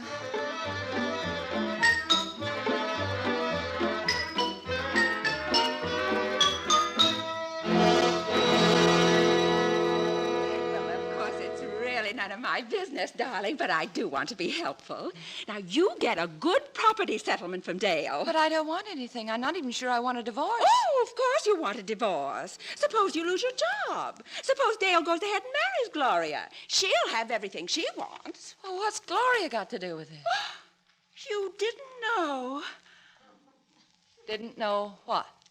Well, you see, but I thought that was the reason for the divorce. Oh? Naturally, I didn't dream. Oh, my dear, I'd be the last person on earth to tell you that, What is it, Mabel? Well, it's just that you've been blind. Blind. What have I been blind about? Well, while you were in Paris, Yes? your husband and Gloria dined out every night in an obscure restaurant. So what of it? They had dinner together. But, my dear, they skulked. They giggled. Sheila Jameson told me that one night she saw them over there.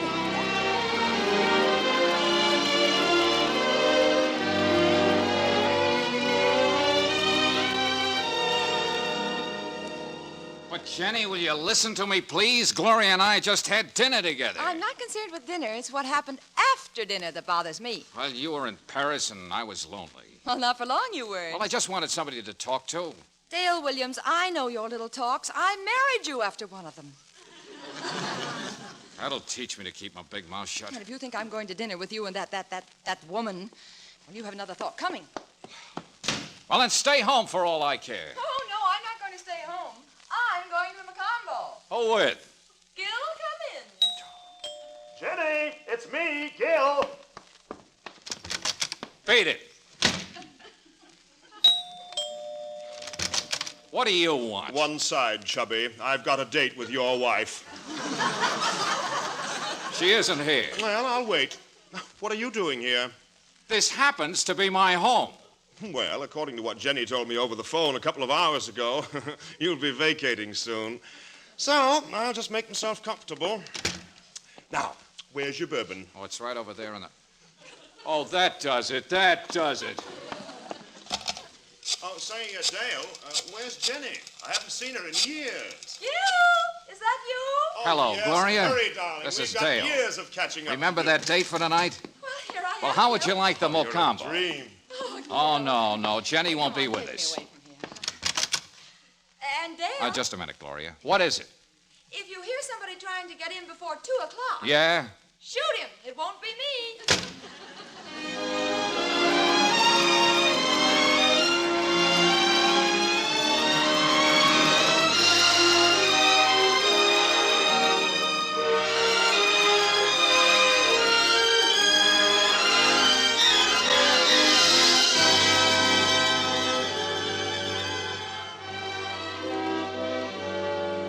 You are listening to the Hollywood Screen Directors presentation of The Perfect Marriage, starring Loretta Young in her original role with Robert Bailey, and introducing the director of the film, Louis Allen.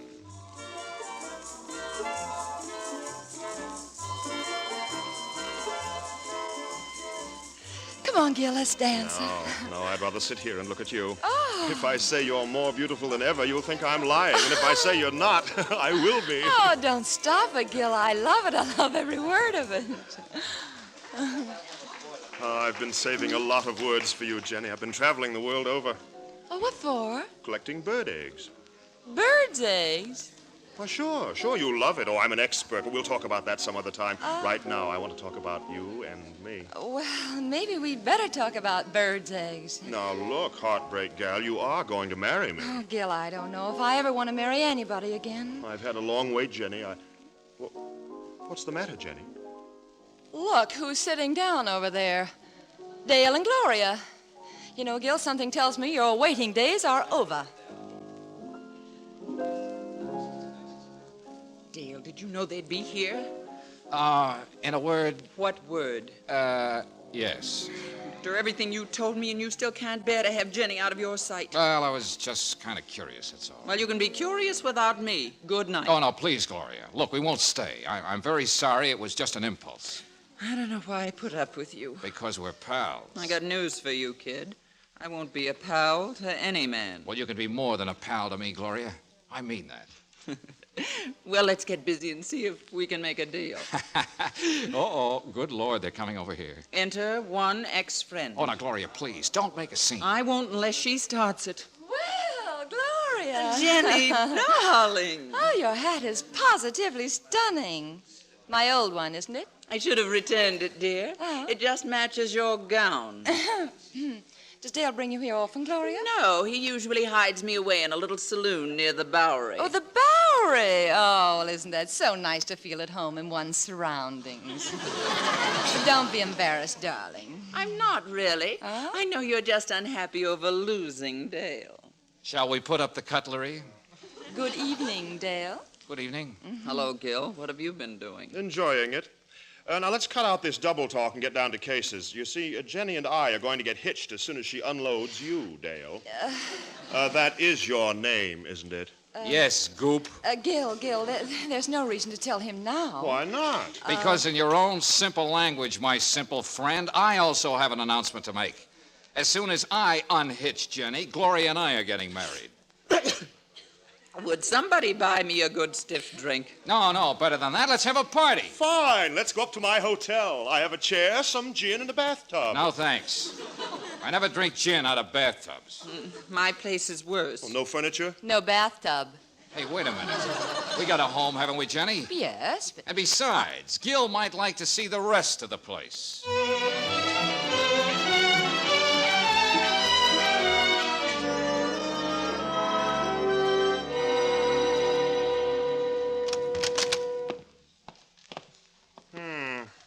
I don't like this room any better than the others. Oh, you don't?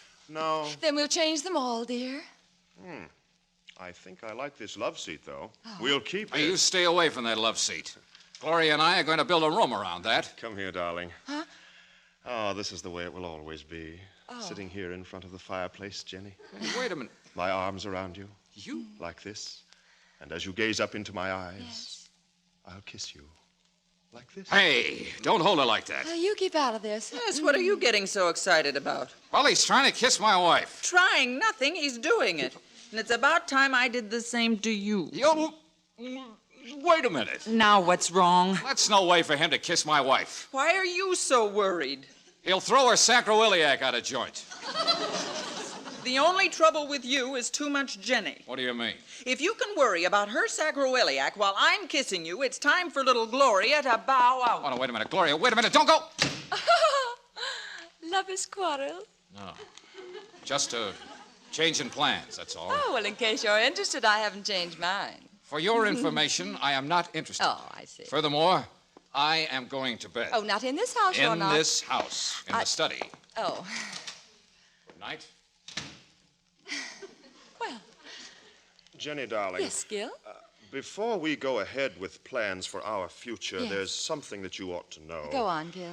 Well, once when I was collecting bird eggs, it was in Sheboygan, I was walking down the street and I met a certain little... Jenny! Yes? Where are my pajamas? In the kitchen. Pardon me, Gil, while I get them. Oh, great little housekeeper, Jenny. Keeps my pajamas in the oven. That is a snide remark. So I'm snide. Why don't you go home? Why don't you get someone to bounce me? I wouldn't need any help. Oh, yeah? Yeah. Here, catch. Thank you. Good night. I don't see how you put up with him for 5 years. Now, what were you saying, Gil, when he so rudely interrupted you? Oh, yes. Once when I was collecting bird eggs, it was in Sheboygan. Yes. I was walking down the street, and I met a certain little... Hey, Jenny. Oh, now what? Where are my vitamin In pills? the medicine chest, where they've always been. They are not, and I'm not going to bed without them. Oh, excuse me, Gil. I'll get them. No, let him get them. Now, look, just because we're getting a divorce, there's no reason why you should die of beriberi. Oh, vitamin pills. Ha! Well, it's just a hobby.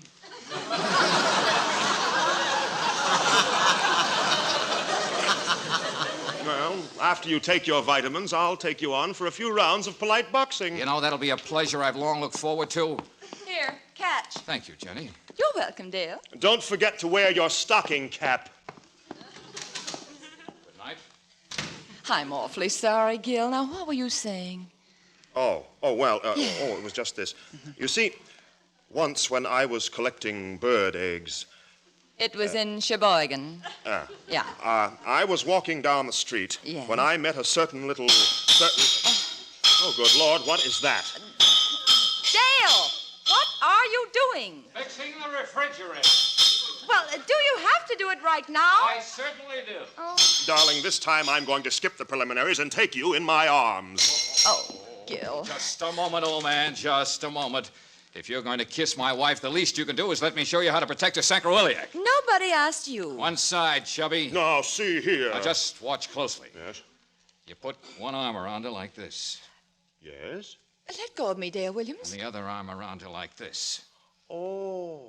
Gil, I don't like the look in his eye. And then you pull her towards you like this. Oh! Darling, what is it? Oh, my back! He's wrenched my back! Well, good night, everybody. Dale, you did that on purpose. You can't leave now. Now, don't worry. All you need is a rub down. I used to have a horse, had the same trouble. Oh, this is terrible. Now, just brace yourself. Now, here we go. Yeah. There. What's wrong? Gil, you've made it worse. Oh. Well, I'll try it again. Oh, no. Shall I call a doctor? No, you better call Dale. Oh, that pain in the neck. What about the pain in my back? Dale? No. Please? No. Please, Dale? Oh, well, I can't work with that goop leering over my shoulder. Perhaps you'd better go, Gil. Well, I can't leave him alone with my fiancée. Who happens to be my wife? Oh, don't argue, Gil. Just do as he says, please. Well, I'll be right outside the door in case he lays a hand on you. Yes. Now, lie down on your stomach. Yes. That's it. And stop squirming. Okay, now, take it easy and just relax. Are you all set? My back hurts. You sure you're ready? Yes. Okay. Oh! That help? Yeah. Feel better? Yes, darling. Yes, what? Oh, I'm sorry. I didn't mean to say that. Oh, Jenny, darling. What did you say? Darling. And I meant to say it. Oh, Dale. Dale, why didn't you tell me about Gloria? Well, there was nothing to tell, darling. You see, but... Hey, wait a minute. What about Gil? Oh, him. What are you doing? I'm locking the door. Hey, who locked that door? I did. Good night. Oh. Good night, Gil. Gil, my husband said good night. Well, before I go, there's a question I want to ask you, Williams. What do you want, Gil? Gloria's phone number. Hey, answer me! He can't. He's busy. See him in the morning. Happy anniversary, darling. Happy anniversary, darling.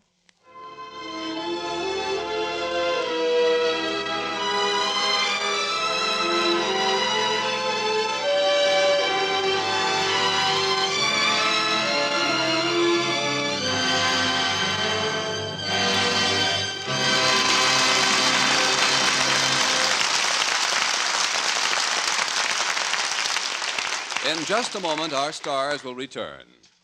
Next week, to suit your spring entertainment tastes, the NBC Theater presents another recipe for laughter, the lilting comedy Suddenly It's Spring, starring Fred McMurray. And now, here is tonight's star, Loretta Young, and screen director Louis Allen. Thank you, ladies and gentlemen, let me warn you. Don't be taken in by Louis Allen's soft, quiet words. He's actually a tyrant. Me, a tyrant? Yes. Why, Loretta, when we made the picture, I didn't strike you once. Well, now, that's the trouble, you see. You're insidious. You did something worse. What's that? You cut my lines. Tell you what I'll do. You take those line cuts and speak them right now. Oh, really, Lou? On the level? Sure, go ahead. All right. Let me see now. Pass the butter. Ooh, my arm itches.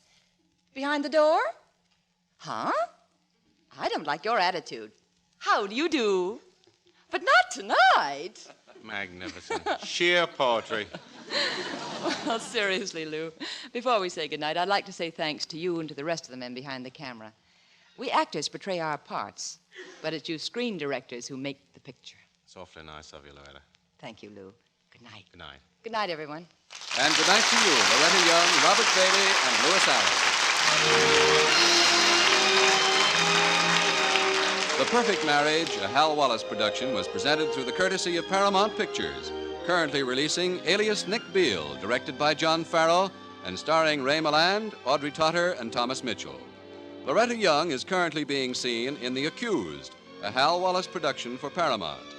Included in tonight's cast were Dorothy Thompson, Leif Erikson, Ruth Perrott, Barton Yarborough, Gail Bonney, and Dan Riss. The Perfect Marriage was adapted for radio by Richard Allen Simmons, and original music was composed and conducted by Dr. Albert Harris. Production was under the supervision of Howard Wiley, associate producer Bill Karn. Your announcer has been Frank Barton. Listen again next week when the NBC Theater presents Screen Director's Assignment. Production, Suddenly It's Spring.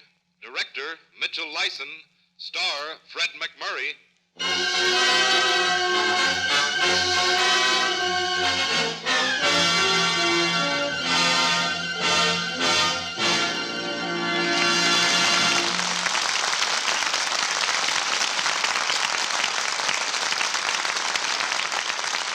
The NBC Theater came to you from Hollywood.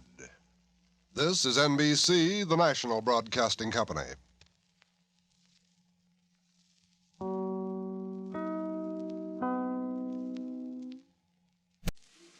From Hollywood, the NBC Theater presents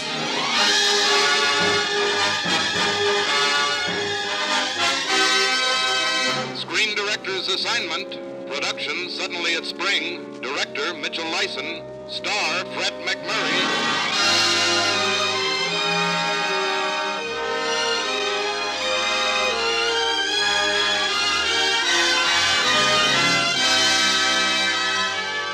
The Hollywood Screen Directors present Love on a Note of Laughter, the romantic motion picture comedy Suddenly It's Spring, starring Fred McMurray and introducing the director of the film, Mitchell Lyson.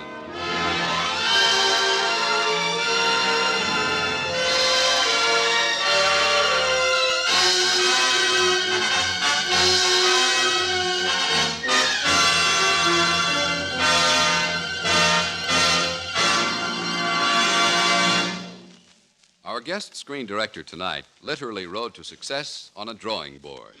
For it was his exceptional ability as a designer of sets and costumes that won him an opportunity to direct and to fulfill his theory that the function of the director is to provide the channel through which an actor expresses emotion. The taste and distinction he brings to his work have been illustrated by such outstanding films as To Each His Own, Kitty, Hold Back the Dawn, and, of course, Suddenly It's Spring. Ladies and gentlemen, Mr. Mitchell Lyson.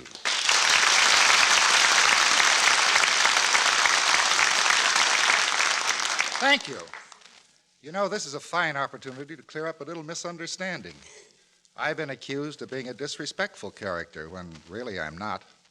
It's just that I have a passion for seeing austere dignity flipped right on its shell pink ear. To me, that's largely the fun of making comedies. For instance, take Suddenly It's Spring. What could be more undignified than a couple of very proper law partners who also happen to be a husband and wife playing a cross-country game of tag? Now, here's the story, starring Fred MacMurray in his original role of Peter, with Virginia Gregg as Mary.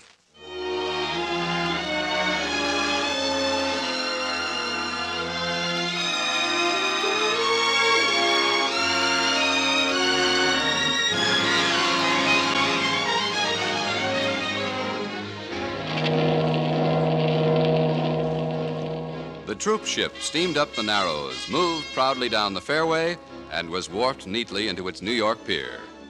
The ship's rails were jammed with returning soldiers, and among them was Captain Morley, formerly of Morley & Morley, attorneys at law. Captain Morley was eagerly scanning the crowd on the dock, looking for that other Morley who was a partner in marriage as well as in law. After all, they haven't seen each other in 7 years. And where was the other Morley? The other Morley, spouse to Captain Morley, was in a telephone booth on the pier. Telephoning, of course. Hello, Violet. Honey, the ship just docked. Yeah, thousands of dog faces aboard. That's a fine thing to say about my wife, and a whack captain at that. Oh, now, honey, look, any American soldier is called a dog face, even if he is a woman. Yeah. Of course I love you, honey. Sure, I love you. That's why I'm here to meet my wife. I'll get her to sign the divorce consent the minute she's in the apartment and a bit settled, huh? Yeah. Oh, I think I see her coming down the gangplank now. Goodbye, darling. Mary! Oh, excuse me. Mary! Captain Morley! I'm sorry. Mary! Here I am, Mary. Peter! You're here, Captain. Peter, darling, how are you? Hello, Mary. After all these years. Mary, you have a nice boat ride? Is that all you can say after our being apart 7 years? Let's go home, huh, Mary? Well, that's more like it. Or is it? I've got those divorce papers there for you to sign. It isn't. Isn't what? More like it. Well, let's go home, Peter.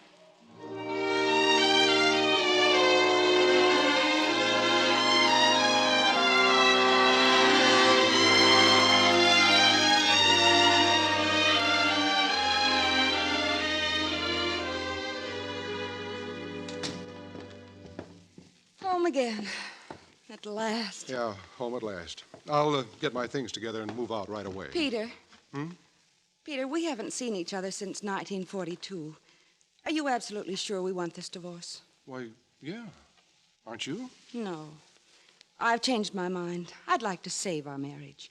And quite aside from that, I'm in the Army teaching whacks how to make their marriages work, and my own husband's demanding a quick divorce. How does it look? Well, I wasn't demanding, Counselor. I've got to go about it in this way. As long as you're in uniform, I've got to get your written consent to the divorce. But I won't be in uniform forever. Can't you wait until I'm out of the Army and help me save my face a little? Maybe we better talk about this later. What are you doing for tonight? Nothing in particular. Well, how about having dinner with me? Are you being nice to a returning serviceman? I'll pick you up at 8. We'll go to the Moonlight Terrace. Remember the Moonlight Terrace? Yes. Soft music. A table in the corner. Shall we bring our briefcases?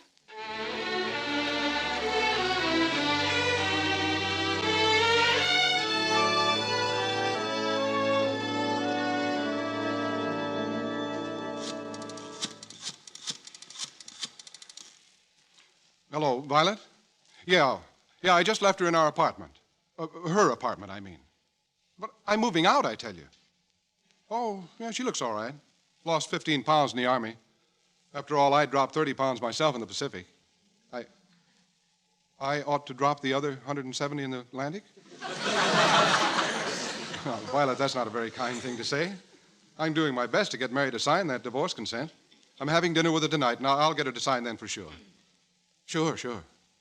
Oh, sure, you can go out with Jack Lindsay. That's only fair. Besides, Jack is my best client. Yeah. Well, have fun and give Jack my best. Yeah. Bye-bye, baby.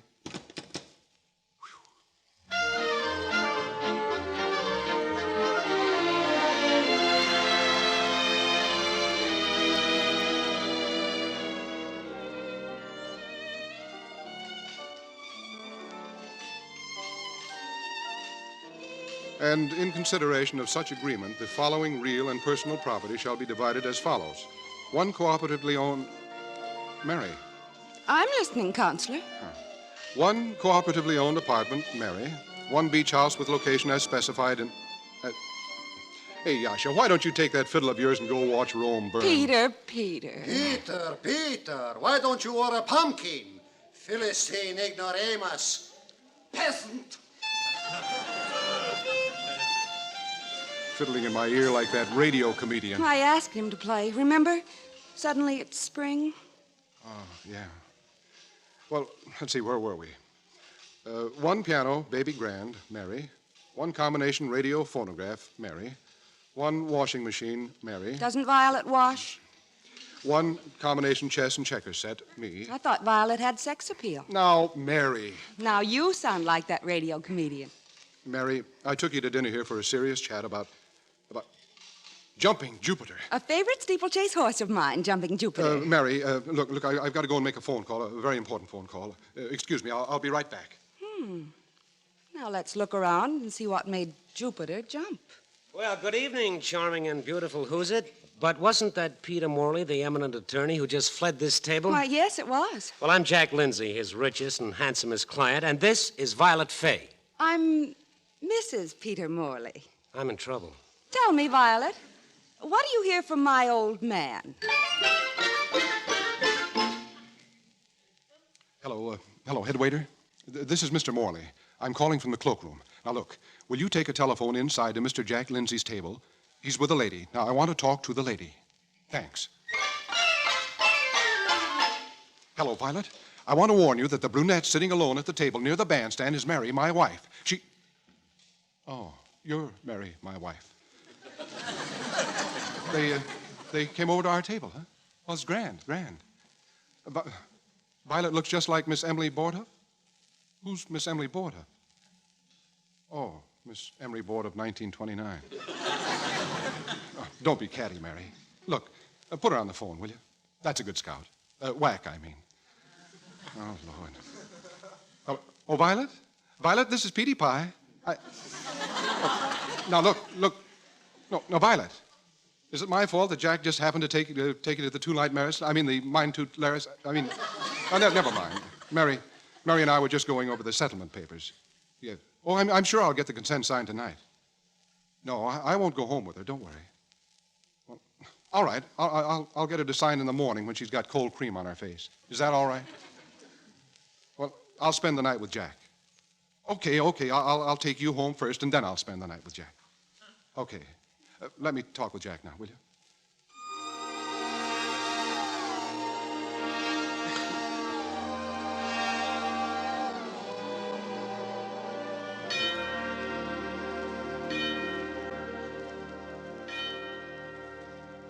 Jack. I'm sleeping. Well, wake up. By what right do you take Violet to dinner when I'm out with my wife? Well, you told her I could. Well, that was after you asked her. You know what I think, Pietro? Oh, don't fracture your brain. What? I think your wife is still in love with you. Why? I don't know. She interested in natural history? Now, don't give me egg-shaped answers to square questions. Well, I made a pass at her.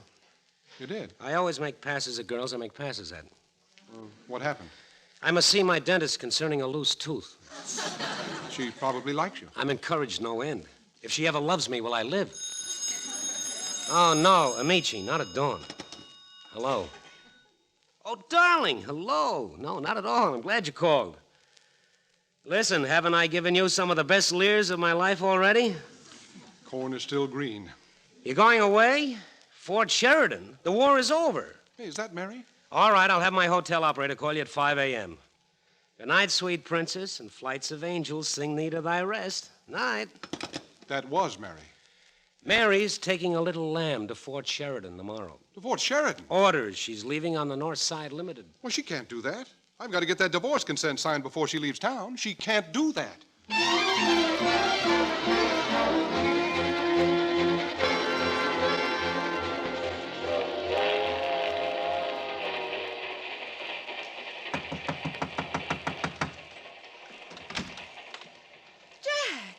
What on earth are Listen, Peter's on this train, too. Peter? Now, Mary, if you make any attempt to hold your husband, you're making the mistake of your life. Now, let him go. Sign those papers and get him out of your beautiful hair. You're young. You've got a right to love and marriage. With me, of course. Mary, Oh, hello, Peter. What were you two talking about? Each other. Jack, old boy, would you mind if I had a word alone with my wife? Remember what I told you, Mary. Make everybody happy. You know, I think he's fond of you in his bungling way. Good catch. I'll unpack if you don't mind.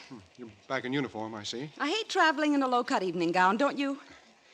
Counselor? Sorry I I'd had like- to leave New York in such a hurry. A new assignment. Advising Well- wax at the Fort Sheridan Separation Center in the art of being happily married.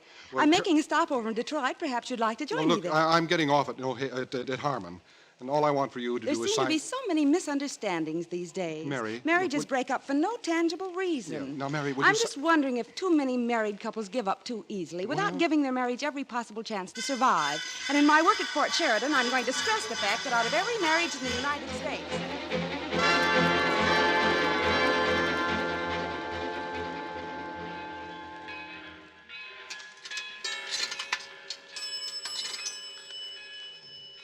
Hello, Violet. Look, honey, I haven't got much time. I'm phoning from the station in Harmon. In Harmon? Yes. I'm on the train bound for Chicago. Well, I'm trying to get this consent signed.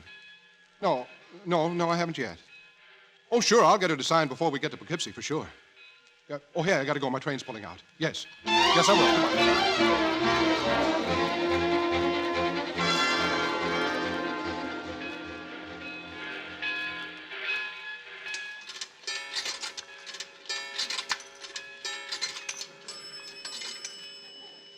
Hello, Violet. I'm in Poughkeepsie.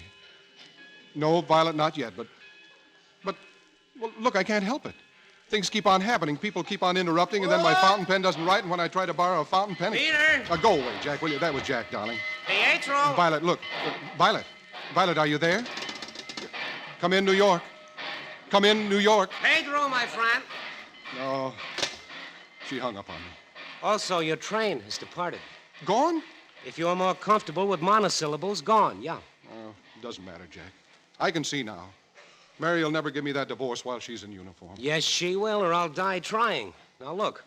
Mary's stopover in Detroit gives us a chance to get back to LaGuardia and beat her to Chicago by plane. And what does that get us? The Bendix Trophy? You could persuade Mary to sign that consent if you'd only use your head. Now, stop taking her to dinner. Stop calling her darling and consular. Up to now, you've been turning on the charm like a cover boy, so the more you're around, the more she wants you around. Oh, so what do I do? Poke her with sharp sticks? Well, there must be some certain type of man she can't stand. If you're as repulsive to her as I'm sure you are at heart, she'll drop you like a hot brick. You know, that might work at that. Sure it will. Get repulsive. You can do it. Pour it on. Pour it on? Yeah, pour it on. It's wonderful of you to help me like this, Jack. So unselfish. Like a bat borrowing blood. Poor Mary, she'll hate you in Chicago, thanks to little Jackie. Yeah. Peter Morley, the louse that Jack built.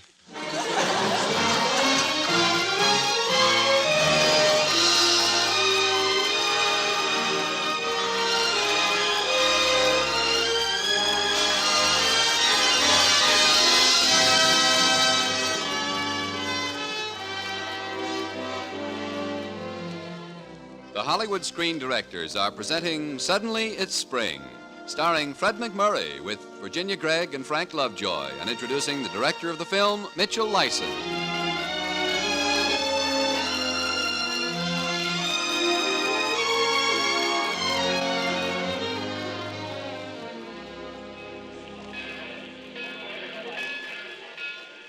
Well, there's Mary now, Peter, surrounded by newspapermen and that whack major. Here's your cigar. Oh, thanks. Now, hold it. Now? No, hold it. All right. Send me in, Coach. I'm fresh as a daisy. Now, don't forget, blow cigar smoke in everybody's face. Yeah.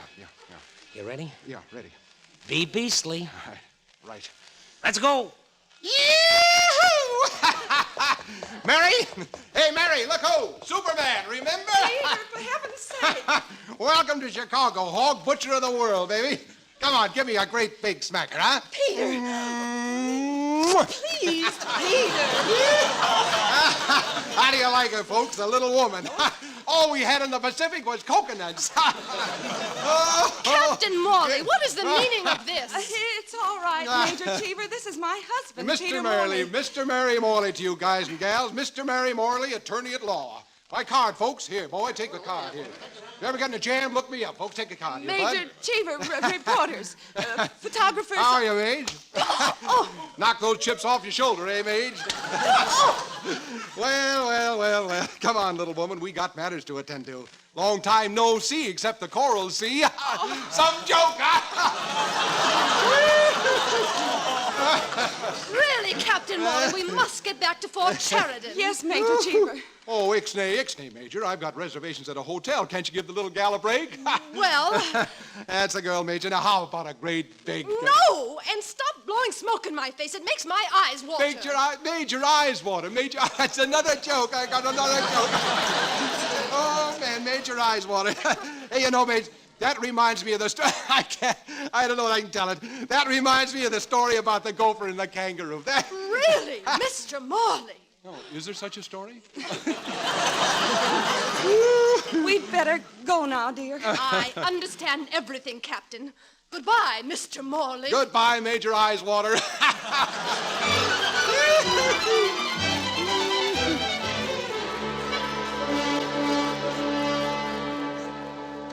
And now behold the bridal suite. Love seats drenched with costly perfumes from That'll be Zanzibar. enough, Peter. Lamps shedding filtered moonlight. May I congratulate you on your splendid performance? Well, anything to help the little woman in her career. You mean anything to get that divorce consent. You've made me an object of ridicule to the press and my fellow officers. Object of pity, married to a goon. Senior grade. Logic tells me to sign and hand over that consent. But I'm not going to do it. You're not? Not just yet. You can cool your heels in the living room until I've settled the problem. In my own way. But, Counselor... Good night.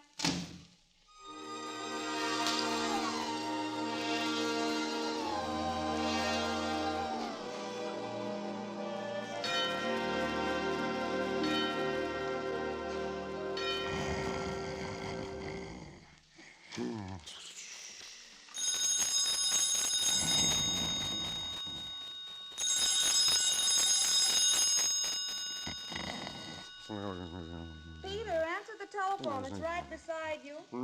The phone? Oh. Hello? Oh, Violet. You're down in the lobby. What are you doing down in the lobby? How did you know we were... Oh, Jack told you, huh? No, don't come up yet. I am not. I just loosened my tie a little, that's all. Peter. Now, wait a minute, Violet. Please have a call back in a minute. I'd like to talk to you. Yeah. Call back in a minute, will you, Violet? I'll be free to talk then. Come in here. I dasn't. You come in here. All right. I'll come to you. I don't have commitments elsewhere. You want your freedom very much, don't you? Well, don't you think it'll be best all around? Well, I hate to see the person I think you are going to pieces before my eyes, just for the sake of my signature on a piece of paper. I don't like to see you lose your dignity like that. It's partially my fault. I suppose I should let you go without a fight, except that I found out I'd never fallen out of love with you. It's all over now. Being in love still? Fighting to hold on to you. If you really want to go, here's the divorce consent all signed. That is, if you really want to go. Peter? Yes? Yes, Violet. Yes, it's all signed. I'm coming right down.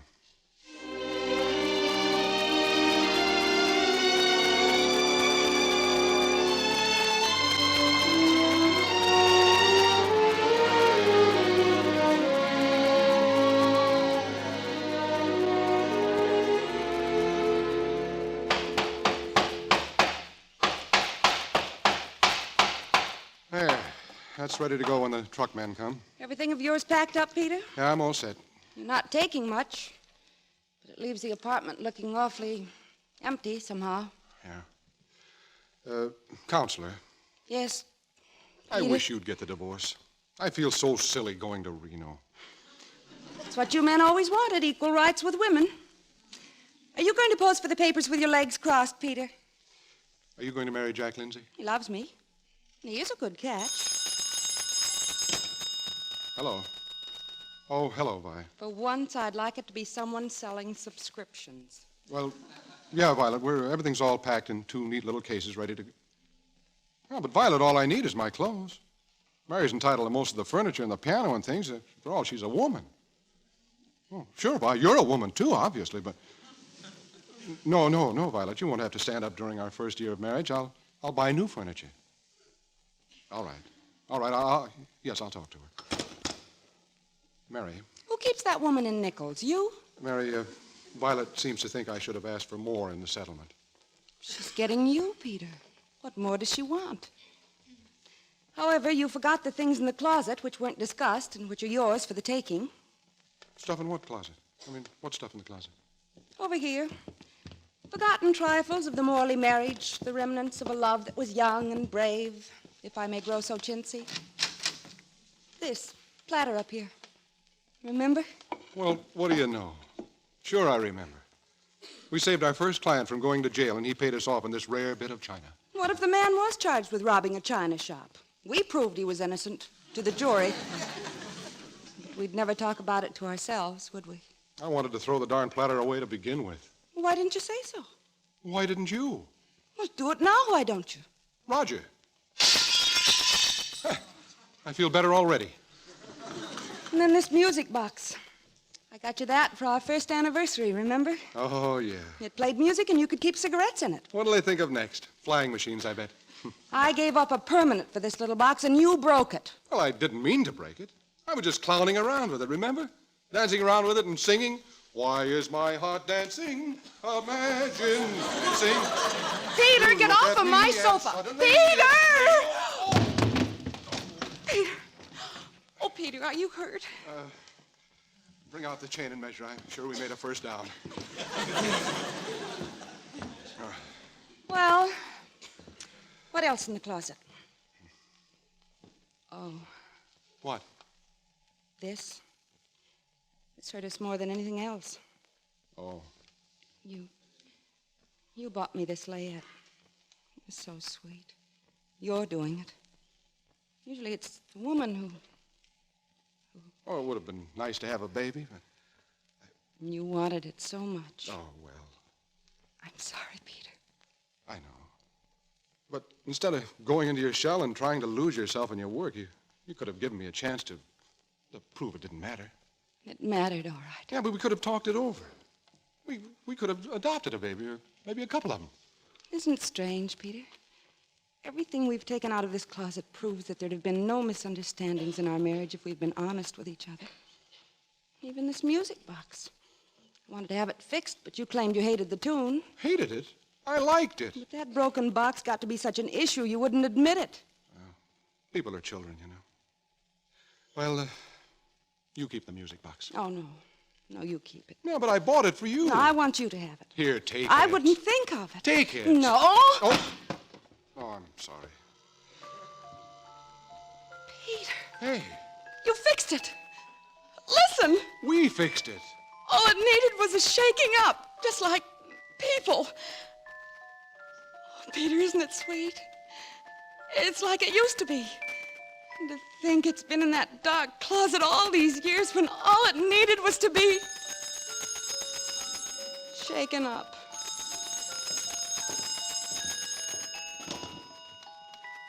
Hello. Yes, Violet. Yes, Violet. Yes, Violet. Violet, listen. Listen, before you go on, there's something I've wanted to tell you for a long time. Violet. Get lost! Peter! That was the loveliest thing I've ever heard you say. My wonderful good man. Senior grade.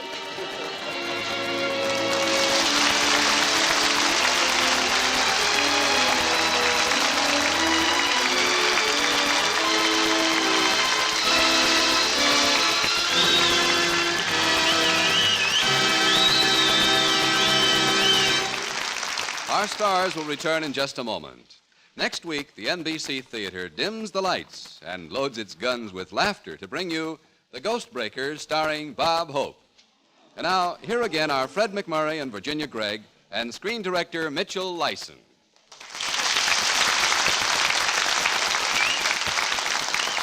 Virginia, you know what I like about radio? No, what's that, Fred? Well, Uncle Mitch here can't talk me into breaking my neck doing trick falls.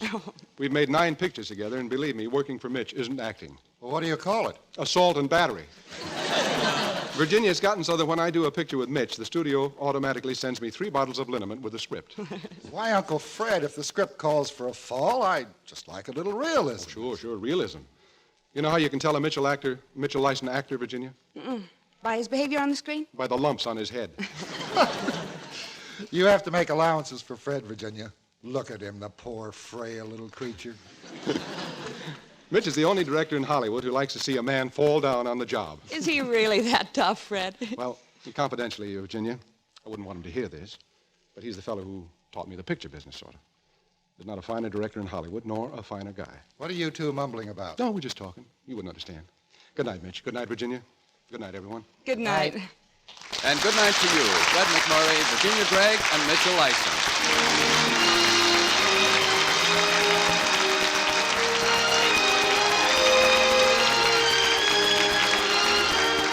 Suddenly It's Spring was presented through the courtesy of Paramount Pictures, currently releasing Alias Nick Beale, starring Ray Milland, Audrey Totter, and Thomas Mitchell. Fred McMurray can currently be seen with Madeline Carroll in Don't Trust Your Husband, a James Nasser production. Mitchell Lyson's next Paramount release will be Bride of Vengeance, starring Paulette Goddard, John Lund, and MacDonald Carey. Included in tonight's cast were Frank Lovejoy, Hal Gerard, Margaret Brayton, and Dan Riss. Suddenly It's Spring was adapted for radio by Milton Geiger, and original music was composed and conducted by Henry Russell. Production was under the supervision of Howard Wiley, associate producer Ray Dietrich. Your announcer has been Frank Barton. Listen again next week when the NBC Theater presents Screen Director's Assignment. Production, The Ghost Breakers. Director, George Marshall. Star, Bob Hope.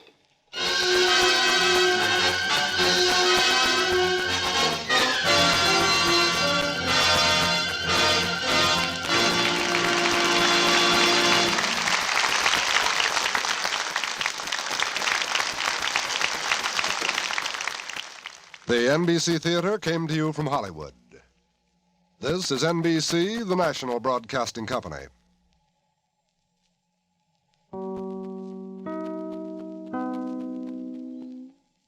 From Hollywood, the NBC Theater presents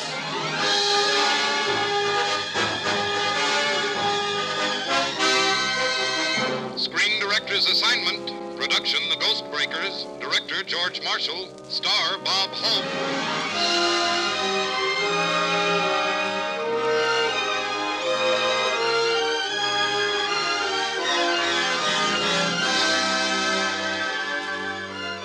The Hollywood Screen Directors present a comedy of terrors, The Ghost Breakers, starring Bob Hope in his original role, and introducing the director of the film, George Marshall.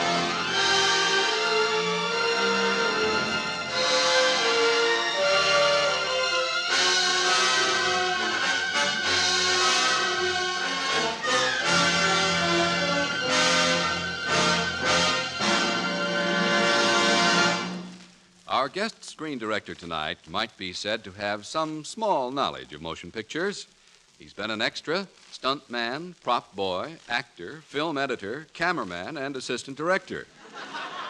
And 34 years ago, he launched his brilliant career as a director of some 385 films. We proudly present the president of the Screen Directors Guild and the director of such fine entertainment as Tap Roots, The Perils of Pauline, Destry Rides Again, and tonight's story, The Ghost Breakers. Ladies and gentlemen, Mr. George Marshall.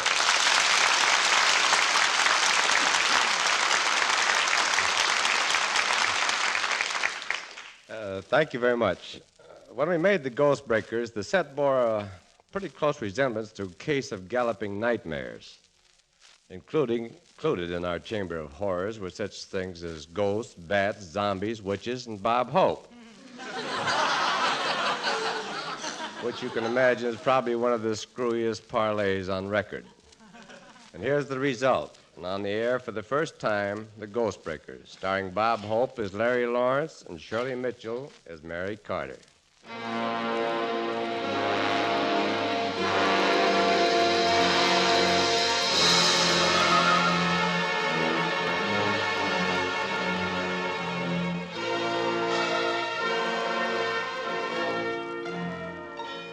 If ever a name struck terror into the heart of the underworld, it's the name of Larry Lawrence, intrepid radio reporter and crime buster. Yet only his closest friends know that behind his simple, vacant, foolish smile hides the real Larry Lawrence, simple, vacant, and foolish. We find him now in his office preparing a last thrill-loaded broadcast before leaving on his vacation. Oh, so you clam up on Larry Lawrence, huh? Come on, open up. Open up, I say, or I'll drill a hole clear through you. Okay, you asked for it. Take this. And this. And this. Is there something wrong, Mr. Lawrence? Yeah, I can't get this window open. Here, let me try. It's no use, Miss Coles. It's stuck. I'm a strong man, but... There you are. Miss Coles, I thought I warned you about weightlifting on office hours. There's a Miss Mary Carter to see you, Mr. Lawrence. Miss Carter? Is she a redhead, or are you wasting my time? You know, I'm due on the air in 15 minutes, and I'm waiting for Raspy Kelly. Well, she says it's very important, Mr. Lawrence. And she's a blonde. Oh, then put her in category 7B. I'll see her when I get back from my vacation. And tell her to leave her telephone number and waist measurement. Mr. Lawrence, please. Please, I'm Mary Carter. I'm sorry, miss, but I'm working on my secret invention. A real invention? Yep, it's a bottle preparation for women who want to get their face lifted. How does it work? I mix nitroglycerin with cold cream. That just goes to show how tough a woman has to be when she deals with Larry Lawrence. Oh, then you're really Larry Lawrence, the brave, strong, dashing Larry Lawrence I've always heard about.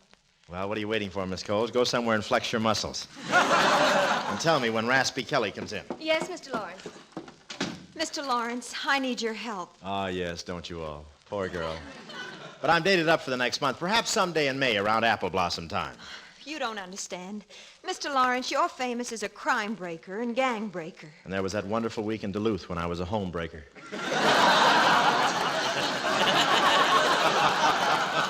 Now I want to purchase your services. I want you to become a ghost breaker. Ghost breaker? I'm sorry, but the only spirits I mess around with come equipped with olives, not shrouds. I'm serious, Mr. Lawrence. I've inherited an island off the coast of Cuba, Black Island, and there's a castle on it called Castillo Maldito. Oh, sure, I've heard of that. Isn't that where Cugat raises little maracas? Now, Miss Carter, you're not going to tell me that castle is haunted. Well, this afternoon, the deed was turned over to me by a Senor Parada. He told me that no one who ever eats dinner in the castle ever lives until breakfast. You mean there's no post-toasties because of the ghosties?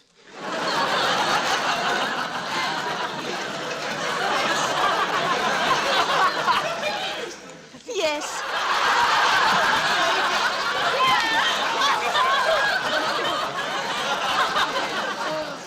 Yes, there is a ghost. Senor Parada says it's the ghost of Don Santiago, my great-great-grandfather. That's why I'm afraid, Mr. Lawrence. Now, if you'll come with me to Castillo Maldito, I'll see that your time is well paid for. Yeah, but why let a few ghost rumors frighten you? After all, what's a ghost? Just a Ku Klux that's lost his clan. What do you need me for? Here, I received this card in the mail today. Let's see. Death waits for you at Black Island. Well, here's your card, Miss Carter. Thank you and good night. You mean you're afraid? You, Larry Lawrence? Afraid? Me? Listen, I'm one of the bravest gumshoes in the business. Well, you're acting like a child. Okay, so I'm one of the bravest bubblegum shoes in the business. It's just that I don't like spirits that send fan mail, and besides, tomorrow I'll be in the mountains, so take your ghost postage to somebody else. Ah, that mountain air, that's the life. You go to the window at 6 o'clock in the morning, open it, climb in, and go to bed.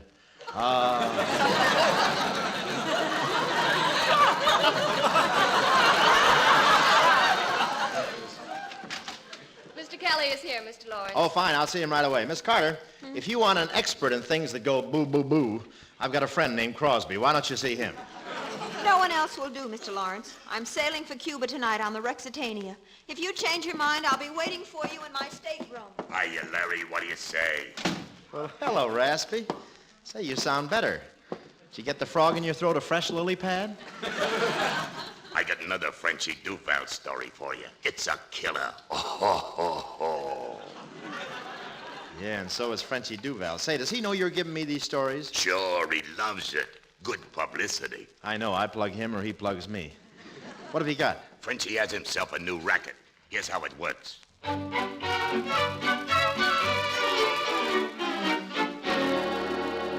And now, folks, here's a last-minute scoop. Frenchy Duval has a nice new racket, Baby Laundries. You know the kind I mean, with a slogan. This is the little one's laundromat.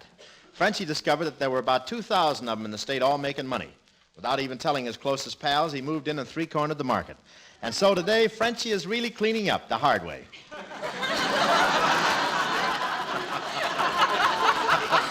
This is Larry Lawrence saying good night. Larry Lawrence will return to the air 2 weeks from tonight with more lowdown on the underworld. Now, a word about Cronin's coffee. Well, that's that. One more week on the air without a rest, and I'd begin to look like Bob Hope. Mr. Lawrence, Oh, hello, Miss Cole. Did you hear the broadcast? Wasn't I great? Wasn't I terrific? Frenchy Duval is on the phone. Wasn't I just leaving? Wonder if he's sore. Courage, Camille. Hello, Frenchy. What's new? Got a tip for you, Larry boy. Shoot.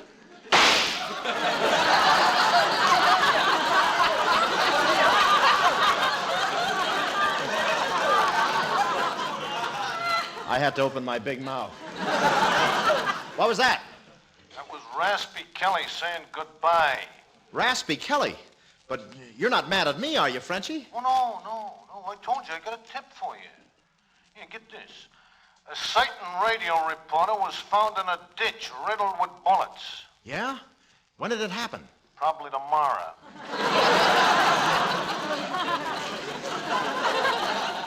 Wow, that's what I call hot news. Tell me, hey, Frenchy. Oh, not me, not little old Larry. Gonna put somebody on the spot, boy. Miss Coles, hand me that bottle of spot remover. Hey, Lawrence, I'm taking care of you myself, personally. Oh, Frenchy. Frenchy boy, speak to me. Hello, Mort. Come to think of it, hello, mortician. Why did I bother paying this year's income tax? Where are you going? Cuba. Miss Coles, when it comes to ghosts, I'd rather see one than be one.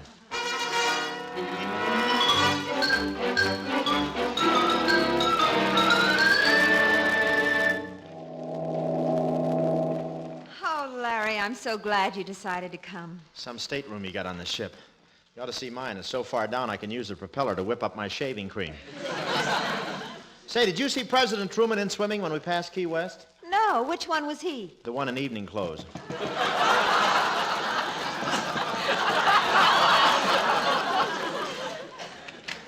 Yes? Radiogram for you, miss. And there's one for Mr. Lawrence, too. Oh, thank you, Stuart. Well, who'd know I was aboard? Oh, here's your telegram. Well, isn't that nice? Mine must be from the Cuban Chamber of Commerce. What does it say? See Cuba and die. Hey, wait a minute. It's signed Frenchy Duval. Stop the ship. Man overboard. Stop the ship. Guzzle the mainsail. Box the cutlass. Larry, please. What? Larry, look at my telegram. What are you excited about? It just says, an empty coffin waits on Black Island. Gee, does Pierce Brothers know about this? You think we should make the one friendly call that covers all?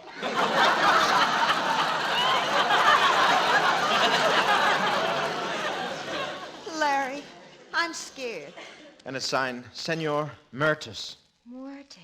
In Spanish, that means death. I know his brother, Rigor Mortis.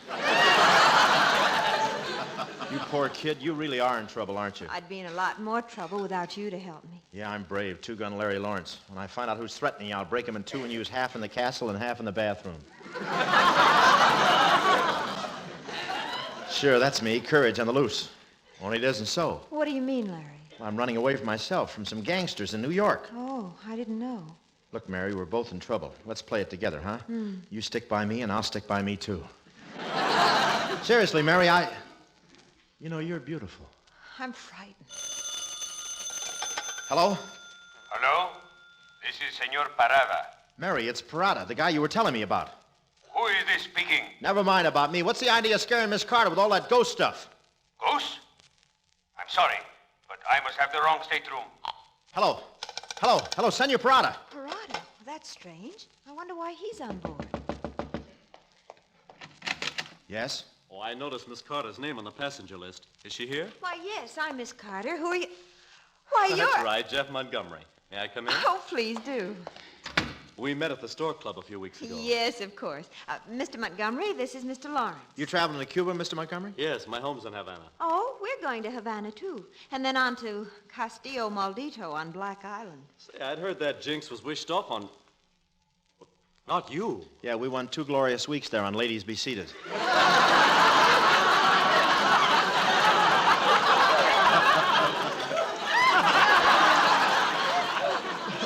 Miss Carter, that place is evil.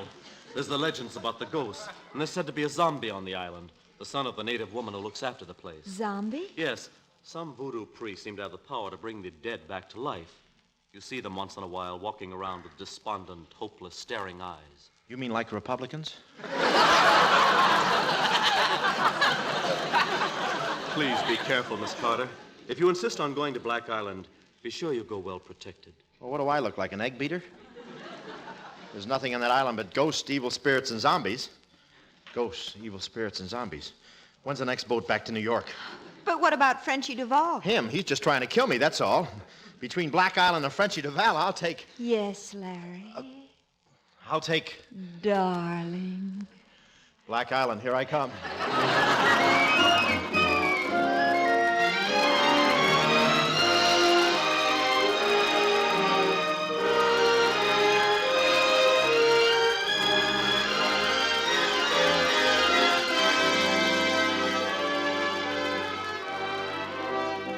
You are listening to the Hollywood Screen Directors presentation of The Ghost Breakers, starring Bob Hope with Shirley Mitchell, and introducing the director of the film, George Marshall.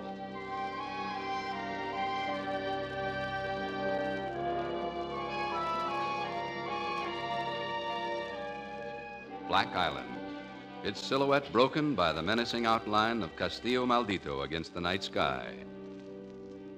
And approaching the island, a small rowboat carrying Larry Lawrence and Mary Carter. Boy, no wonder the native boatmen won't come here at night. Look at the place. What a ruin. Looks like CBS pulled a raid on it. Just a few more strokes, Larry. We're almost there. I've been hauling on these oars so long that my blisters are forming pyramid clubs. Here's the dock. Here. Let me help you out. Oh, thank you. There. There. Lafayette, we are here. I think Lafayette's here, too. It's probably the old woman caretaker that Jeff told us about. She may be just trying to scare us. She's wasting her time. We're scared already. Uh-oh. There she is, Mother Zombie. The moon has risen. My son is walking. The zombie walks. Taxi strike, huh? Go away. Go away or zombie get you. What you want? Could we interest you in a subscription to Weird Stories magazine? This is my island now. I've inherited the Castle Maldito. No, my island. Sounds like Vaughn Monroe's mother.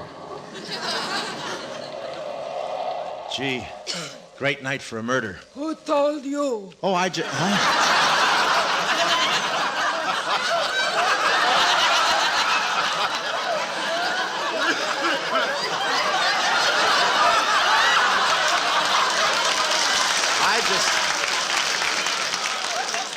I thought I was going to get the laugh, you know?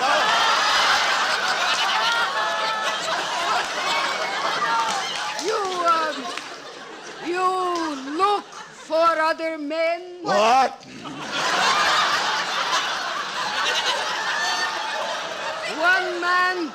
One man come in big plane.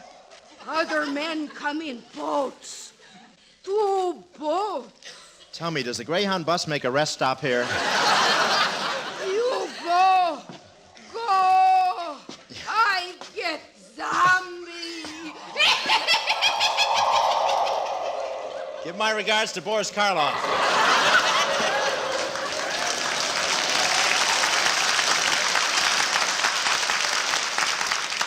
Come on.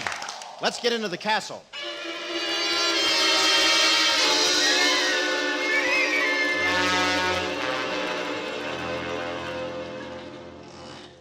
Hand me the flashlight, Mary.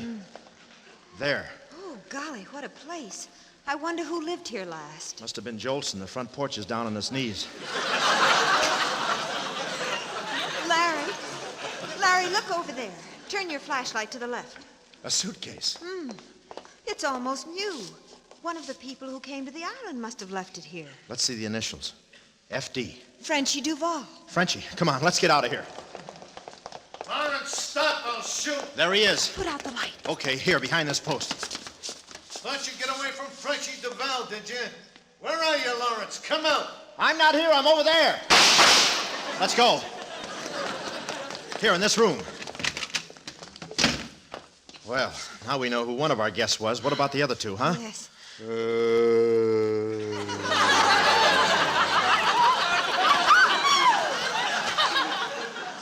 I don't know, but I think I could spit and hit one of them. Oh, it's just the wind. If it is, it's the first time I ever heard a breeze with adenoids. You strangers, I kill strangers. Oh, Larry, it's the zombie. It's the living dead. I never saw anything like it. You never played Philadelphia.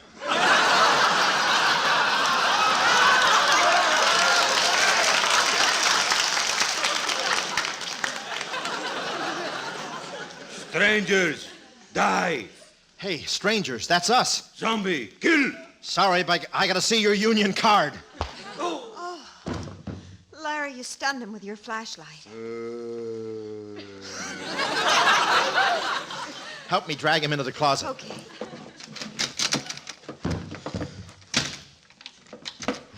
And you told me you were a coward. Yeah, what do you know? I'm brave. Hey, Zom. Everything okay? Te voy a matar, canalla, sin vergüenza. What did he say? He said, with men who know their castles best, it's zombies, 2-1.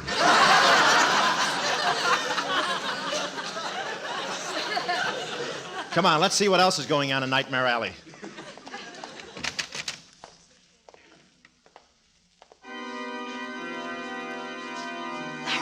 Listen. If this is a short interlude of organ music, let's switch to another station. Come on, Larry. Let's find out who's playing that organ.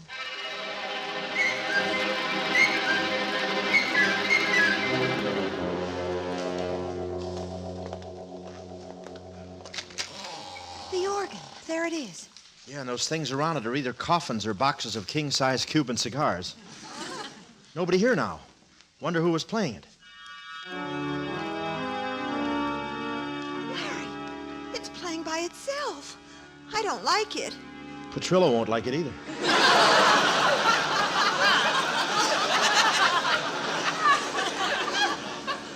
Maybe somebody put a nickel in it. There's no one there. Why, that's ridiculous. Only a ghost could do that, and there's no such thing.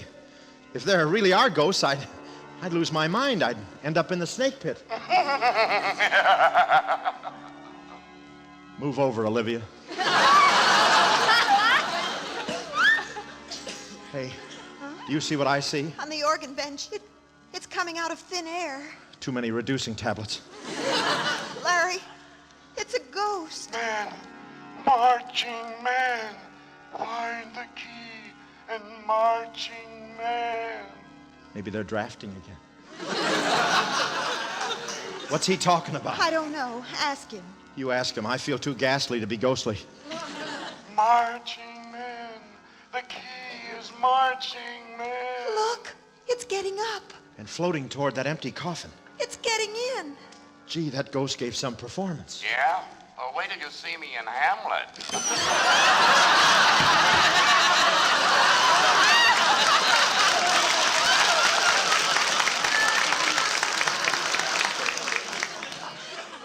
Come on. I'm going to find out what's really in that box. Look, on the side, there's a plate. Why, it's the coffin of Don Santiago, my ancestor who built the castle. Let's get the lid up. Larry, There's nothing but a skeleton. Yeah, old man Mose sure is dead. Larry, I think he was trying to tell me something. Something about the marching men. He wants me to look for something. Look, if he forgot anything when he left, there's no sense looking for it now. Let's go. Don't forget that Frenchie Duval is looking for us, and there's 2 other characters around somewhere. Larry, turn your flashlight over there, above the organ. Isn't that an inscription? Can you make it out? I think, yes, let me see. God's treasures in abundance lie, something heavenly key before they die. There's more to this than meets the eye. The ghost, it said something about a key, Larry. How can we look for a key? We haven't even got a keyhole. Well, keys could mean music. Look, let's keep moving around. If we stay in one spot, we're dead. Dead. I wonder who thought up that expression. The marching men must have something to do with it. We'll ask him on the 4th of July. Come on.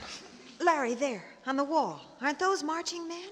Those little figures carved into the stone?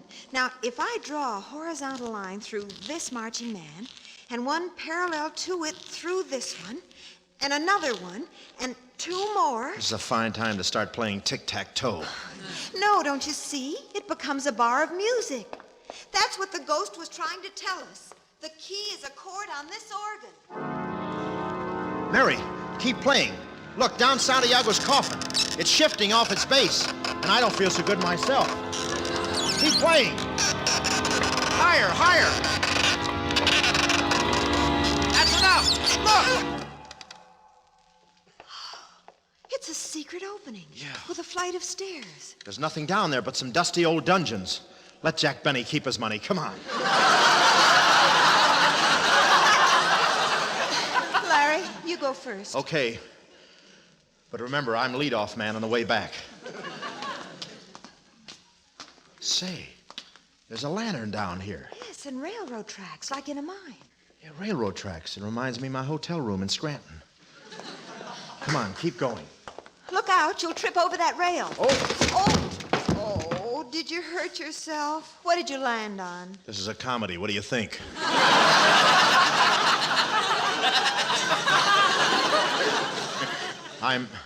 Mary, look at this. What is it? I've seen this stuff before. Silver ore, the real thing. Mary, you're rich. Congratulations, Miss Carter. Senor Parada. So you're Parada. What's the gun for? You can't get away with it. I'll shoot. Now listen, Parada. No, not you. Behind you. Look out! Larry, it's Jeff. Jeff Montgomery. Yes, it's Jeff. It's too bad I had to wound you, Parada, but you'll soon be put out of your misery. Miss Carter, I came here to warn you. He's mad. Insane. Against the wall, all 3 of you. I warned you, Mary, but you chose to ignore my messages. What's this all about? About a vein of silver as wide as the island. I discovered it, and it's mine. You hear? This mine is mine, and what's mine stays mine.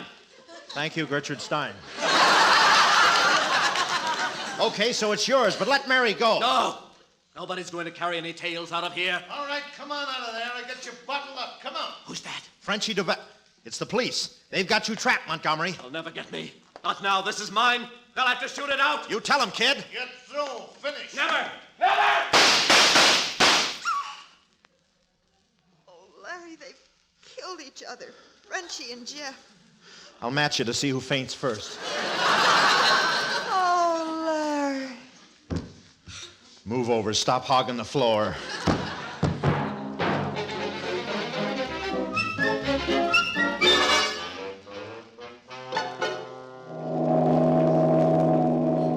Well, we're on our way, Larry. And a fond farewell to Cuba. We'll leave your castle to Mother Zombie and her bouncing baby boy. Yes. And with Parada taking care of the mine, we'll never have to come back. And now that I'm rich, I'm going to back you in a television show. Yeah, after all those ghosts, it'd be nice to try out a new medium. Oh, what in the world will we do with $100 million? What, honey? What will we do with $100 million? Well, we can always open another hotel in Texas. Get Dorothy Lamour to broadcast. Larry, I still don't understand about the ghost. It must have been real. No, honey, it was just one of Montgomery's tricks. There's no such things as ghosts.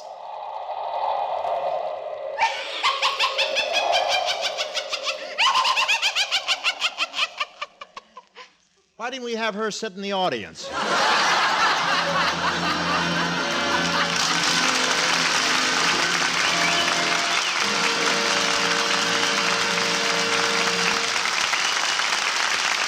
Next week, the NBC Theater brings you a motion picture romance set against a background of memorable music. The story is Music for Millions, and our star will be June Allison. And now here again is tonight's star, Bob Hope, and screen director George Marshall.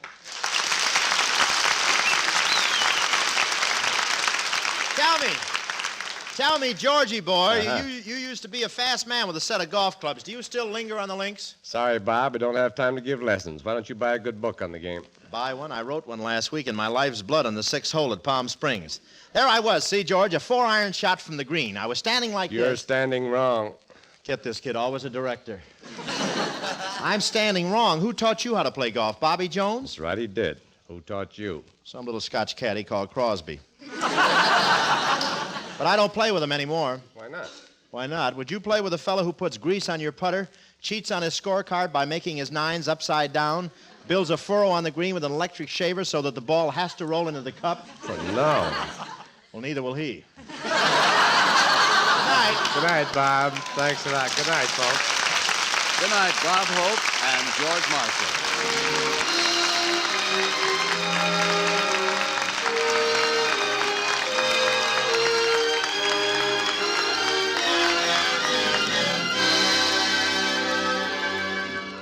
The Ghostbreakers was presented through the courtesy of Paramount Pictures, currently releasing Alias Nick Beale, starring Ray Milland, Audrey Totter, and Thomas Mitchell. Bob Hope will soon be seen in the Paramount picture Sorrowful Jones with Lucille Ball and Mary Jane Saunders. George Marshall's next Paramount release will be My Friend Irma, starring John Lund, Marie Wilson, and Diana Lynn, and NBC's own Dean Martin and Jerry Lewis. Included in tonight's cast were Shirley Mitchell, Donald Morrison, Sheldon Leonard, Jack Edwards, June Foray, Ken Christie, Betty Moran, and Dan Riss. The Ghostbreakers was adapted for radio by Richard Allen Simmons, and original music was composed and conducted by Henry Russell. Production was under the supervision of Howard Wiley, associate producer Ray Dietrich. Your announcer has been Frank Barton. Listen again next week when the NBC Theater presents Screen Director's Assignment, Production, Music for Millions, Director Henry Coster, Star June Allison. The